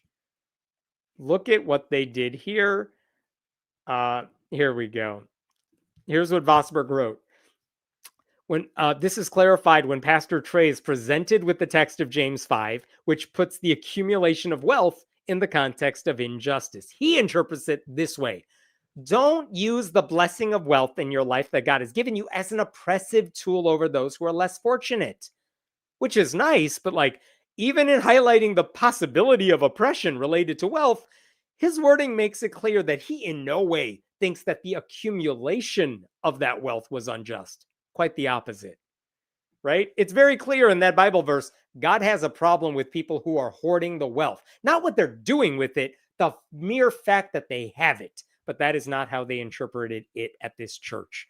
In fact, in one sermon that Vosberg wrote about, this pastor lashed out at people for criticizing a hypothetical billionaire who only makes $1 million donation. If you're a billionaire who makes a $1 million donation, you are giving 0.1% of your wealth away. That's nothing. And what did this pastor say about that? Stop worrying about what somebody else has. You be faithful with what you have. Which might be good advice out of context, but in context, he is telling the congregation to lay off rich people who could be doing more to help the less fortunate, but have chosen not to do that. Like the takeaway from all this is that the conservative policies that benefit the ultra wealthy, the policies that Republicans are currently advocating for and have basically always advocated for, they are going to be supported by congregations like this one who are being brainwashed into thinking God loves the rich and the poor deserve whatever shit life they have. Now, after I read this paper, I reached out to Vosberg, who wrote this, Dawson Vosberg, who wrote this, and I asked him, listen, in 10 years of studying this church and these sermons, did you see anything or hear anything that contradicted that narrative? Or are you cherry picking? Like, did you find this church saying taxing the rich was a good idea, or that like we should actually help the financially poor? And Vosberg said no. Like the only thing he ever heard to the contrary was encouraging people to help the less fortunate. But even then, he put it in the context of give our church money so we can help the less fortunate. If you're urging people to tithe, though, that kind of has a selfish aspect to it. For what it's worth, I found this interesting too. Vosberg told me he is a lifelong evangelical who has become more progressive over the years, starting when he was a teenager, but he is a faithful Christian. But he told me he is troubled by the way people are willing to justify inequality and domination using the language of faith. And I don't think any of that tainted this research. That explains why he was interested in this topic. And honestly, I am grateful that he is now making me more aware of the coded language they are using at these churches. I happen to think this is a betrayal of what Jesus taught in the Bible. It's a betrayal for the sake of power and profit. Pastors like this one, they hollow out the teachings of Jesus until all that's left is the wealthy to do whatever they want. Scripture is nothing but a way for these people to like shame the poor, protect billionaires, keep their congregations quiet while inequality grows all around them. And they're kind of doing to inequality, wealth inequality, what they've done to so many other social issues. They downplay empathy and decency, and they promote faith-based cruelty, right? This is just a Christian cover for a rigged economy. It's like what Bernie Sanders would, if Bernie Sanders was a preacher, this is like the anti-Bernie. It's a prosperity gospel pep talk for people who are already doing fine. Now, I will add one thing that is not in that paper. All right. I read through that paper. It's good. I will have a link for you in the notes if you want to read it. Vosberg went out of his way not to name and shame the church and the pastor. I will say it was not hard for me to do a little Googling. And, I already knew what the names of the sermons were because he listed them. I already knew what to look for in the sermons because he quoted them directly. And I will just tell you, I found the name of the church and I will absolutely name and shame them. It's Rock City Church in Hilliard, Ohio, run by this dude, Chad Fisher, which is the most white evangelical pastor name ever. This is the church that Vosberg was studying. But again, he chose this one not because it's unique, but because it's not. It's just another fast-growing white evangelical megachurch. And if this is the way they're treating wealth inequality, you can fully expect this is the way a lot of white evangelical churches are treating wealth inequality. I will leave it at that. What questions we got here?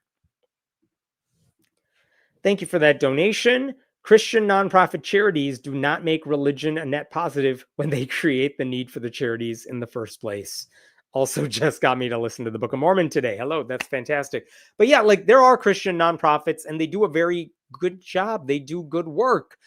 But if your church is just contributing to the problems, are you really helping? No, don't create a problem and then pretend you're the solution.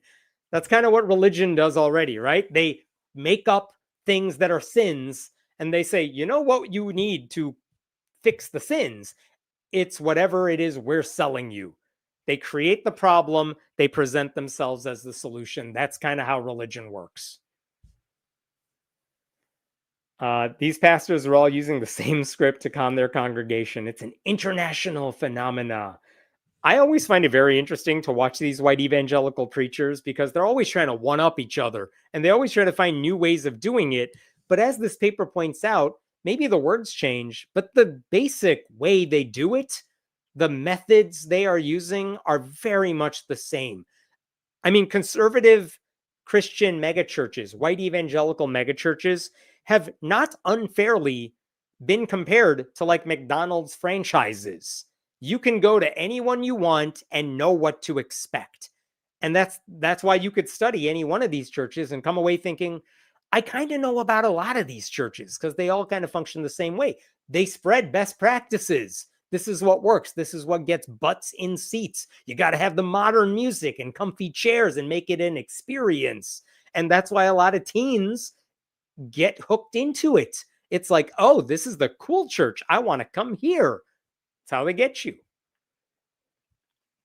People like him say our homeless people are richer than starving kids in Africa, so they have no right to complain. Yes, that is one of the points they were making. It doesn't matter what you're going through. It doesn't matter if you're suffering. Other people have it worse, so shut up. I mean, that's very much what that pastor was saying. Is there any scripture that they follow that would be considered humanist or loving to others? The funny thing is, if you go to a progressive Christian church, yes, there are plenty of Bible verses that even secular atheist people could quote and say, this is a good moral lesson. It is not hard to find good moral lessons in the Bible, in the Quran, in any holy book, but you got to look at it in context. It's not like you only can get that information from holy books, but that's the thing. These people are very clearly choosing what they want to quote, how they want to interpret it. And so if they want to do really nasty things with the Bible, spread really horrible conservative policies, it's not hard to do that. It's a choice, and they have made their decision. I remember this rich Christian friend I had. I was hurt that God blessed her more than me. She said, I'm not going to let you compare your life to mine like that. Yee. Yeah, no love like that, huh? Yeah, that's, yikes. Why can't you compare your life to hers? I don't know. I'm also wondering why Christian is in quotation marks. I don't know if she's a fake Christian just because she treats you like that. But the lack of empathy, man. The next story I'm going to do concerns empathy, but Yeah, I'm sorry you had that friend in your life, but I'm not really sorry you lost her. Uh, Nadia, member for 15 months. The global comparison is a misrepresentation because I don't know what we're talking about here. People in countries with low USA exchange rates are not always unable to afford healthcare. Listen, it's late. I've been up for a while. I don't know if I can interpret that, so I'm going to skip it for now. I'm sorry. We will crowdfund Uriel, a lawyer. What are we talking about here? I'm sorry. I'm confused again. I will move on. Thank you for that donation, though. Let me pull up this next thing.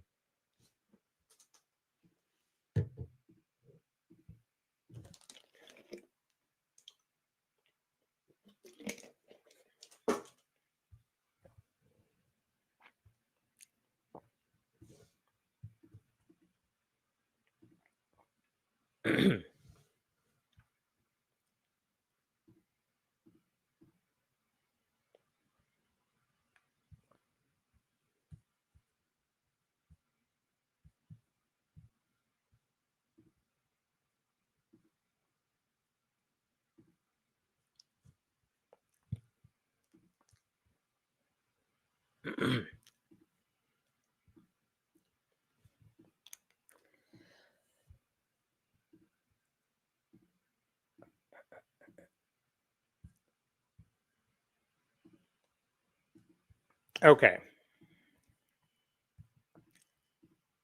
This is a very disturbing story involving something a very prominent right wing Christian said. But in order to make sense of it, you got to have a little background here. You know, those Jubilee debates that are very popular online? Mehdi Hassan, the progressive commentator, he did a really good one with like 20 right wing crazy people, and he debated all of them in succession. They're super popular. Well, they recently published an episode of their show where, you know, you have one person versus 20, and they featured the right wing commentator, Allie Beth Stuckey. And Stuckey hosts a podcast. She's a right wing conservative Christian commentator. She is most famous these days because she just wrote a book called Toxic Empathy: How Progressives Exploit Christian Compassion. She basically says empathy is a bad thing. Empathy becomes toxic when it encourages you to affirm sin, validate lies, or support destructive policies.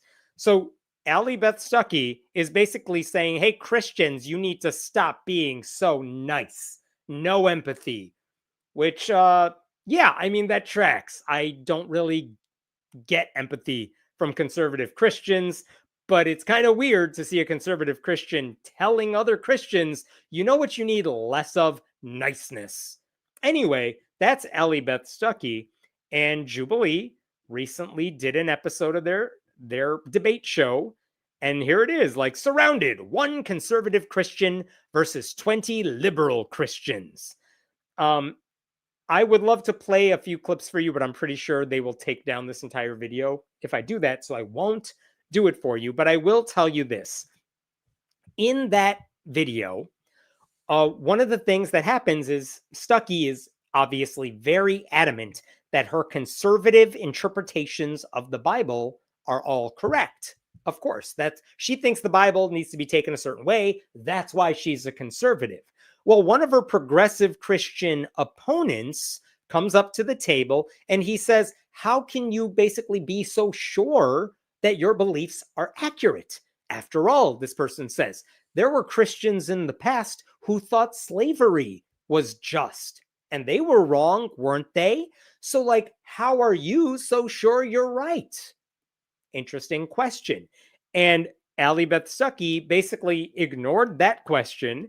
And she said, well, the anti-slavery movement was also motivated and led by Christians who were inspired by that very same Bible, which is true. There were Christian abolitionists, but also there were very much Christians who enslaved people. So you didn't really answer the question. Okay. Later on in the show, here's really what everyone was talking about. Someone flat out asked her, is slavery wrong?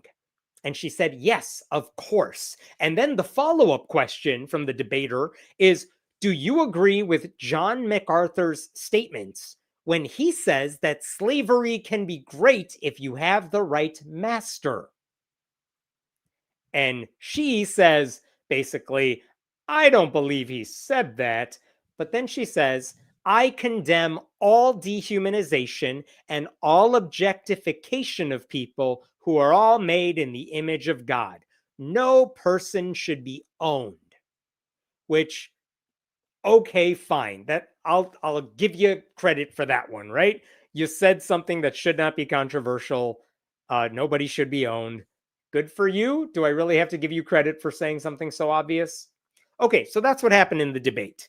I want to show you a couple things now. First, John MacArthur really did say that, and I will play you that clip. Here you go. It is a little strange that we have such an aversion to slavery because historically there have been abuses. You know, there have been abuses in marriage. We don't have an aversion to marriage, particularly, because there have been abuses. So to throw out slavery as a concept simply because there have been abuses, I think, is to miss the point. For many people, poor people, perhaps people who weren't educated, perhaps people who had no other opportunity, working for a gentle, caring, loving master was the best of all possible worlds. If you had the right master, everything was taken care of. Slavery is not objectionable if you have the right master. It's the perfect scenario. The perfect scenario. Holy shit. So that is something that John MacArthur said. He's probably still to this day yelling it up here from 6 feet under. Anyway, commentary like that is why a lot of people were not sad when that man passed away. The point is, John MacArthur really did say that. He said slavery is awesome as long as you have a good master, which is a weird thing to say. Allie Beth Stuckey admitted slavery was bad, which should be obvious, but also she denied that MacArthur said that. He very much did say that. But okay, that's the backdrop for what I'm about to show you. Because what I really wanted to show you is this right here. On the left side of your screen, that would be Secretary of Defense Pete Hegseth. And this guy right here is a right-wing podcast host, a Christian nationalist named Joshua Hames. He hosts a podcast called Reformation Red Pill. So very conservative podcast. Pete Hegseth appeared on that show last year before he was Secretary of Defense. They talked for like 6 hours. And how did you even get in touch with the third-rate weekend anchor of Fox and Friends? Because at the time, I think, this guy right here, Joshua Hames, he was a pastoral intern at a church, and Pete Hegseth went to that church. So that's how these two got in touch. The point is, these two are in the same circles, right? I'm going to give you a little more background here. Hames hosts that Reformation Red Pill podcast with a guy named Brooks Pottinger, and Brooks Pottinger is the pastor of the church, Pilgrim Hill Reformed Fellowship. And the New York Times actually did an article on Pete Hegseth last December, and this is what they said. In Tennessee, the Hegseth family joined Pilgrim Hill Reformed Fellowship, a small church opened in 2021 as part of the growing communion of Reformed evangelical churches. The denomination was co-founded by Doug Wilson. His name should be familiar to a lot of you, a pastor based in Moscow, Idaho. His religious empire now includes a college, a classical school network, a publishing house, a podcast network, and multiple churches, among other entities.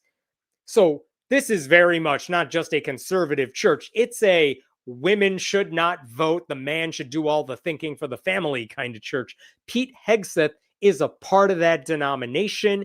It's run by this podcast host, and Pete Hegseth is buddy-buddy with the other podcast host. Okay, that's the important thing for you to hear.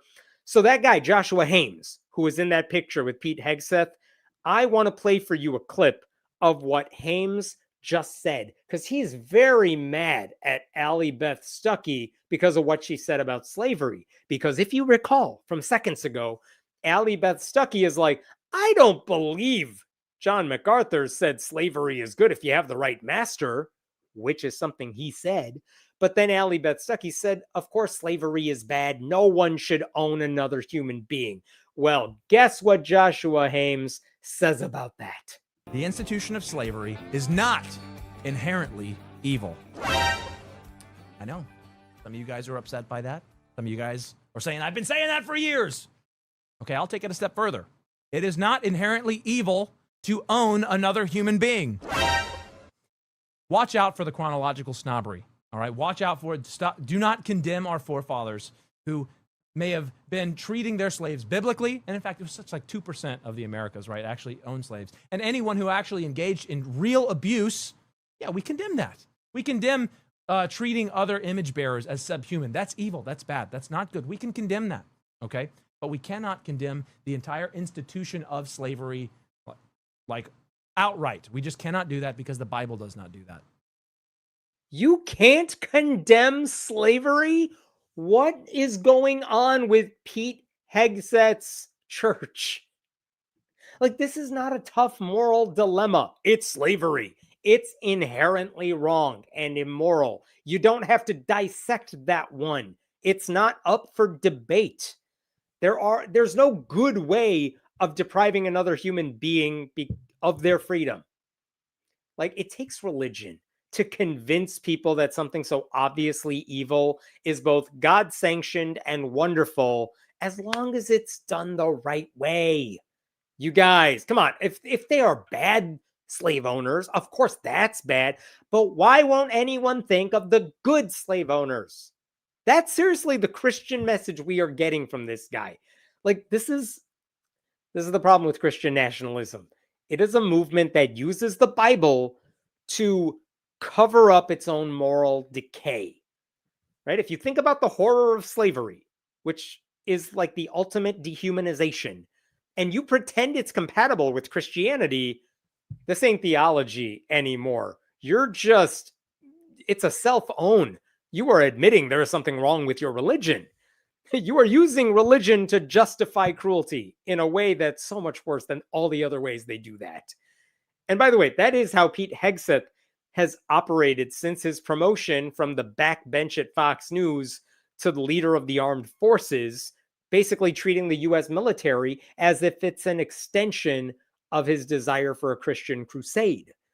Like, I know Hegseth doesn't have integrity to believe with, but if he did, someone would hold him accountable for what this guy just said because they're part of the same church network. You know it would happen if it happened to any Democrat.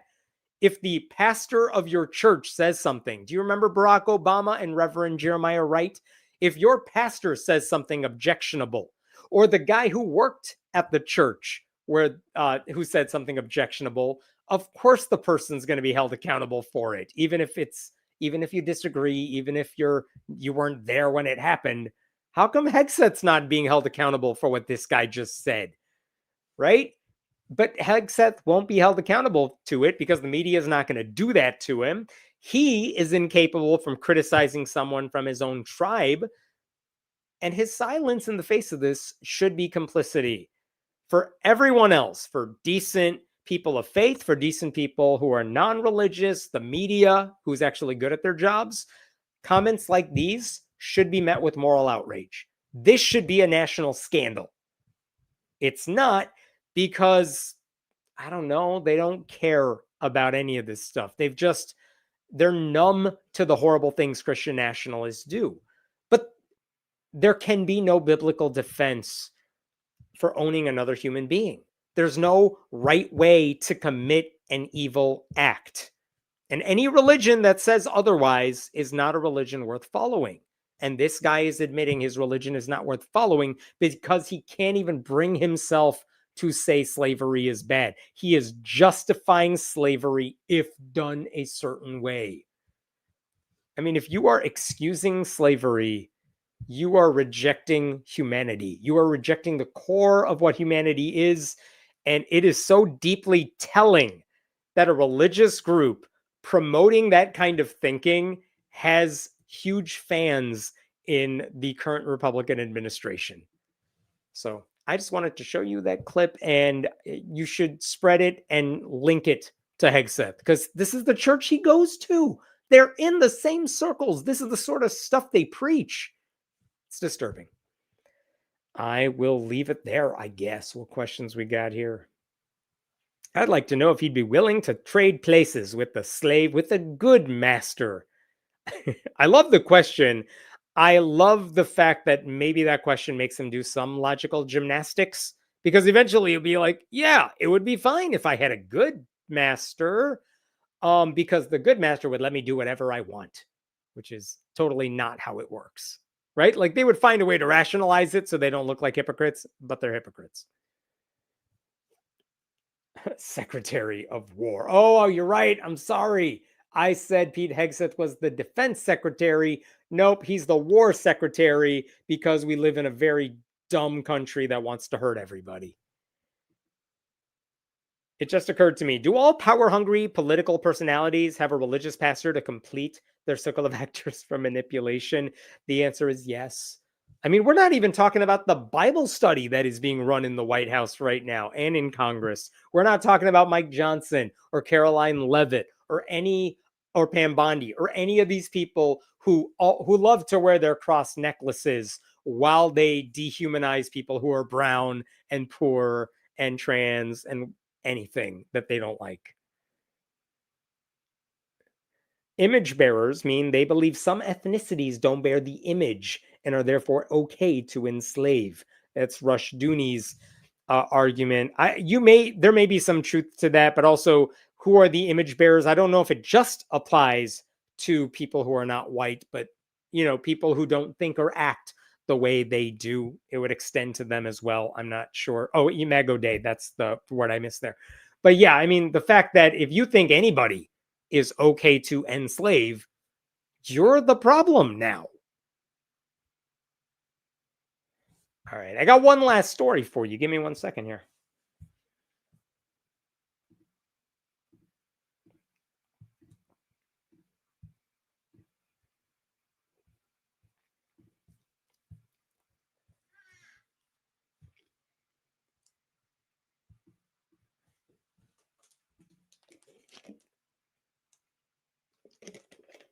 Oh, I got this one. I better be right. I am right. Yay. All right, finally tonight, I got an update for you on a story I covered a while back. It involves the city of Quincy, Massachusetts. And I talked about this earlier in the year, because I'm not going to tell you the entire story. I will link to my earlier story so you can get caught up. But basically, here's what you need to know. Quincy officials earlier this year, maybe, they announced that they are building, I'll come back to this picture, they are building a $175 million public safety headquarters in their city. This is going to house the police department and the administrative offices for the fire department and emergency management. And in this $175 million building, we found out that they were going to also have these two religious statues at the front. And what you are looking at here is Saint Michael the Archangel and Saint Florian. Saint Michael, the one on your left, is like the patron saint of police. And you can tell that one's affiliated with the police, because Saint Michael over here is holding a weapon and he's stomping on someone's neck. And is there truly any better imagery we can find for police than an angel stomping on someone's neck? Weird choice, but okay. And then this is the patron saint, Saint Florian, of firefighters. You can tell because he's pouring water from a cloud on fire that is also in the air, I guess. I don't think these people know how fire works. Anyway, those are the two statues they wanted to put outside this public safety headquarters. And what we learned is that those statues were going to cost the city $850,000. And not only that, this is from an article from earlier this year. Here we go. Asked why the statues were not shown to councilors when they approved funding for the project at various points between 2017 and 2022, Mayor Thomas Koch said large projects like this one sometimes evolve. And the idea wasn't on the table when the councilors cast their votes. You continue to revise, he said. The bottom line doesn't change.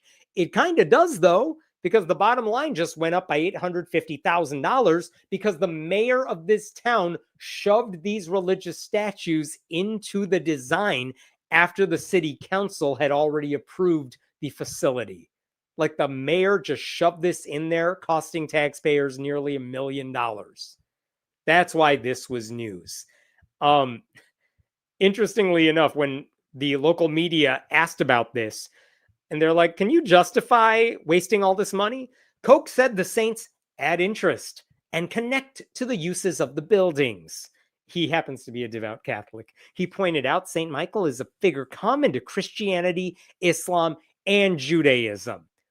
Neither statue carries strictly religious messages, he said, stressing instead their representation of bravery, courage, and service, and stepping on someone's neck.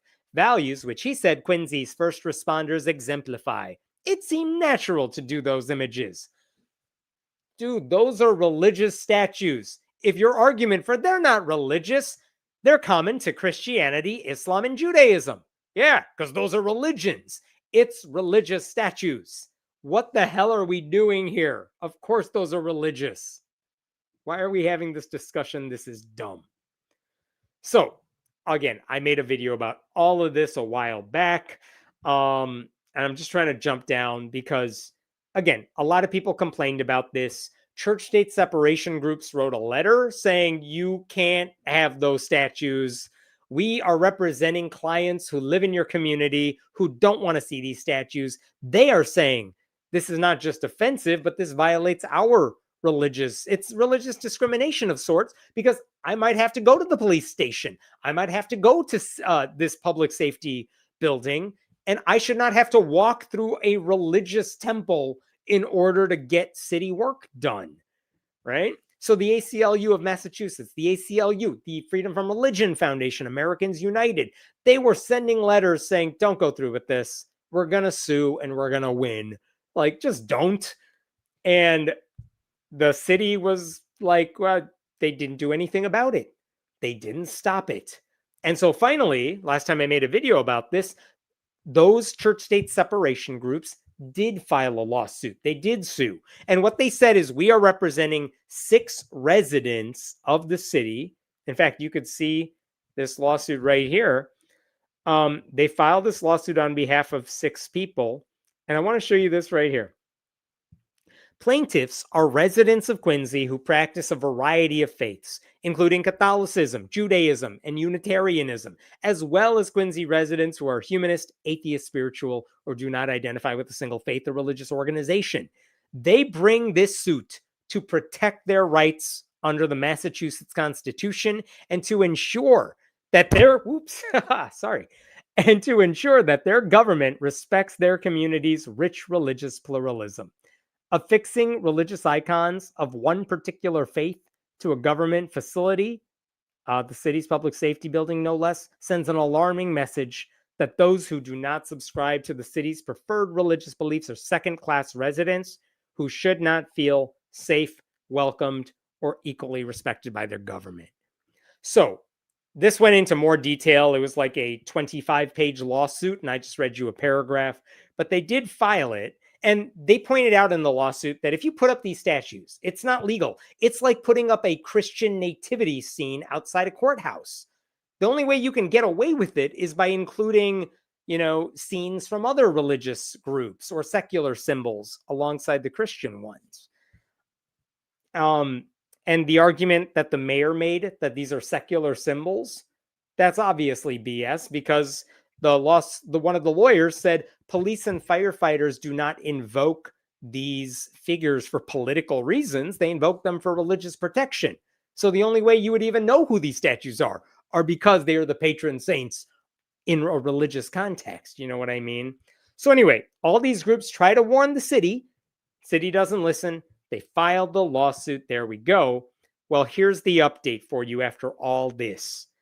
What happened recently is that last week, a Massachusetts judge, William F. Sullivan, he issued a preliminary injunction, basically saying, I'm going to put a pause on these statues going up right now. This isn't my final decision, but at the moment, just for the sake of getting something out there, I'm hitting the pause button on this. And he issued a 26-page ruling, and there are things in here that are absolutely wild. Check this out, what the judge said right over here. As of April of 2025, the city has paid at least $761,378.75 in public funds for the creation of the statues. Additional public funds either have already been diverted or will likely need to be diverted and or appropriated by the mayor and or the city to pay for the transportation and installation of the statues. So they've already spent over $750,000 getting this shit ready. And they're going to need more because they're not up yet. That's disturbing. Now, the city had asked the judge, can we just dismiss this case? Why are we even doing this? Because is the judge seriously going to put a stop to this because people are offended? Who cares if they're offended? They have no right to sue just because they're offended. But the judge rejected that argument too. Check this out right here. Defendants respond, this is the city. The city is responding that the plaintiffs don't have standing because they are simply offended by the planned statues and unwilling to confine themselves to the ordinary means for airing ideological disagreements with the government. The political process have sought to make a lawsuit of it. The court is not persuaded. A long line of cases in the federal courts recognize a plaintiff's standing to assert a constitutional challenge based solely on the plaintiff having to view the symbol. So the judge is like, I am not tossing out this case just because you don't like the reason they filed it. Here's something else he said. After kind of explaining his thought process, whoops, I'm going to come back to that one.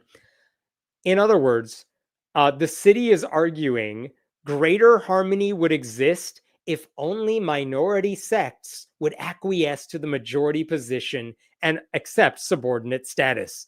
To paraphrase Martin Luther King Jr., this notion confuses the absence of tension with the presence of justice. Massachusetts law cannot countenance such a result.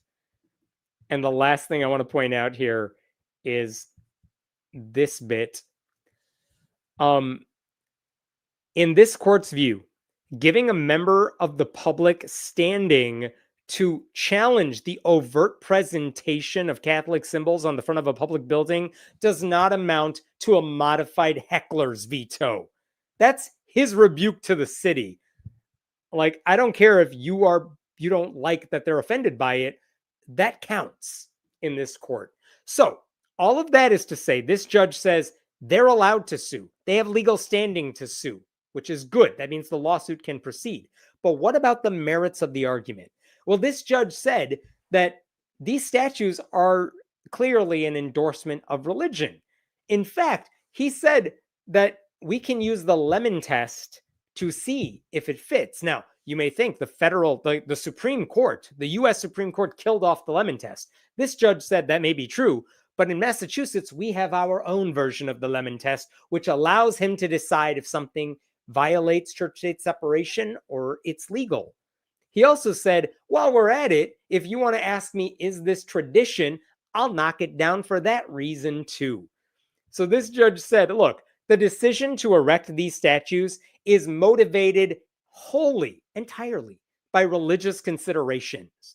And he said it cannot be separated. The statues cannot be separated from their religious symbolism. He also said an objective observer who saw these statues would see them as endorsing Christianity or Catholicism and conveying a religious message. So any random person who saw these would know they are religious. What about tradition? This is the part I absolutely loved, because the argument is, well, listen, the founding fathers were religious. They were fine with these types of statues. Look at what the judge says about that.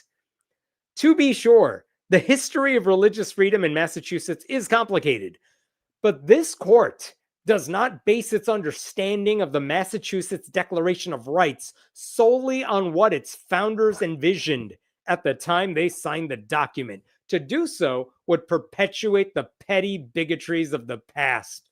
Holy shit. Who cares what the founders thought? They were wrong about a bunch of things. So who cares what they had to say about it? Unbelievable. And then he said one more thing right here. To the extent that the forebearers at times have failed to uphold the ideals espoused in our state's constitution, it is not a basis for this court, informed by 2 centuries of human experience, to shrink from its duty to ensure that promise of Article 3 is fulfilled. So basically, that's a long way of saying this is not okay. I will show you one last thing here. I think this is one last thing. At the top of your screen, the complaint raises plausible claims that the statues are not merely passive or benign, but serve as part of a broader message as to who may be favored. Indeed, the complaint raises colorable concerns that members of the community not adherent to Catholic or Christian teaching who pass beneath the 2 statues to report a crime may reasonably question whether they will be treated equally. And so the judge is saying, listen, this isn't my final decision, but I'm going to go ahead and hit pause on this because it doesn't look good for the city. And the judge says, I'm going to issue this injunction now because there's only 2 ways this goes. If, at the end of the day, the church-state separation side wins their lawsuit, well, then I'm stopping you from wasting more money on this thing. On the other hand, if the city wins, and the church is making it very clear the city ain't going to win, if the city wins, all he's doing by hitting pause is delaying when these statues go up, and you'll be fine. So it's the right move. It's not the final decision, so there's no money exchanging hands. They don't have to repay the money or anything like that. It's just there's pause. But it's a victory right now for the church-state separation side because it means the judge is basically saying what the church-state people have been saying for months now. This is promoting religion. You can't do that. So, don't waste nearly $1 million of taxpayer money on it. It is ironic to me that a very costly facility that is meant to improve public safety has become better known outside of that city for how it's going to exclude certain members of that community. And the message their mayor was sending could not be more clear. Catholicism is the official religion of the city of Quincy, and if you don't agree, you're not welcome there. That is the message he is sending. And thankfully, because of some brave plaintiffs and some very good lawyers, a judge has now blocked a religious mayor from using a public facility to promote his personal religion at the expense of taxpayers. So good news, not done yet, but good news so far. I will stop with that. What questions we got here? Who cares if they're offended, says the offended Christians. No kidding, right? This isn't about offense. This is about a religious endorsement by the city. And if you can't argue that I shouldn't have to put up with this religious endorsement by the city, what other way is there to stop these religious endorsements? Call it off, take your losses, and auction the statues. That may be what the city has to do. I don't know what they're going to end up doing because it really does sound like the mayor is on his own here. And unless the people reject him, the city council doesn't have the power to do much. So I don't know what's going to happen with this lawsuit. If the city loses, how are they going to make up for the mistake they've made here? How's the mayor going to make up for it? Will they be made to pay back the taxpayers for the waste? I don't know yet. Again, depends on the decision. But who's going to pay it back? The mayor's not going to be held accountable for any of this. At worst, it seems the city will not be able to put up the statues. But I don't know that there's going to be any punishment for all the money that's been wasted so far. The mayor's not going to have to pay it back. If the city has to pay it back, to who? Not the plaintiffs. It's like, do we have to pay back ourselves for the mistake we made? So I don't know what would happen. I do like the idea of having to auction off those statues to see what you can recoup, but I don't know what's going to happen there. All right, we are done. Thank you so much. I'm so sorry for that mix up about the start time tonight. I should be back at the normal time next week, and I hope to see you then. And we're going to do that the day before Halloween, so I will be here for that. Thank you to Den for helping out with moderation. And remember, you could support my channel by going to patreon.com/Hemant. You could subscribe to the newsletter at friendlyatheist.com. I appreciate it. Thank you so much. I will see you next week. Have a good one.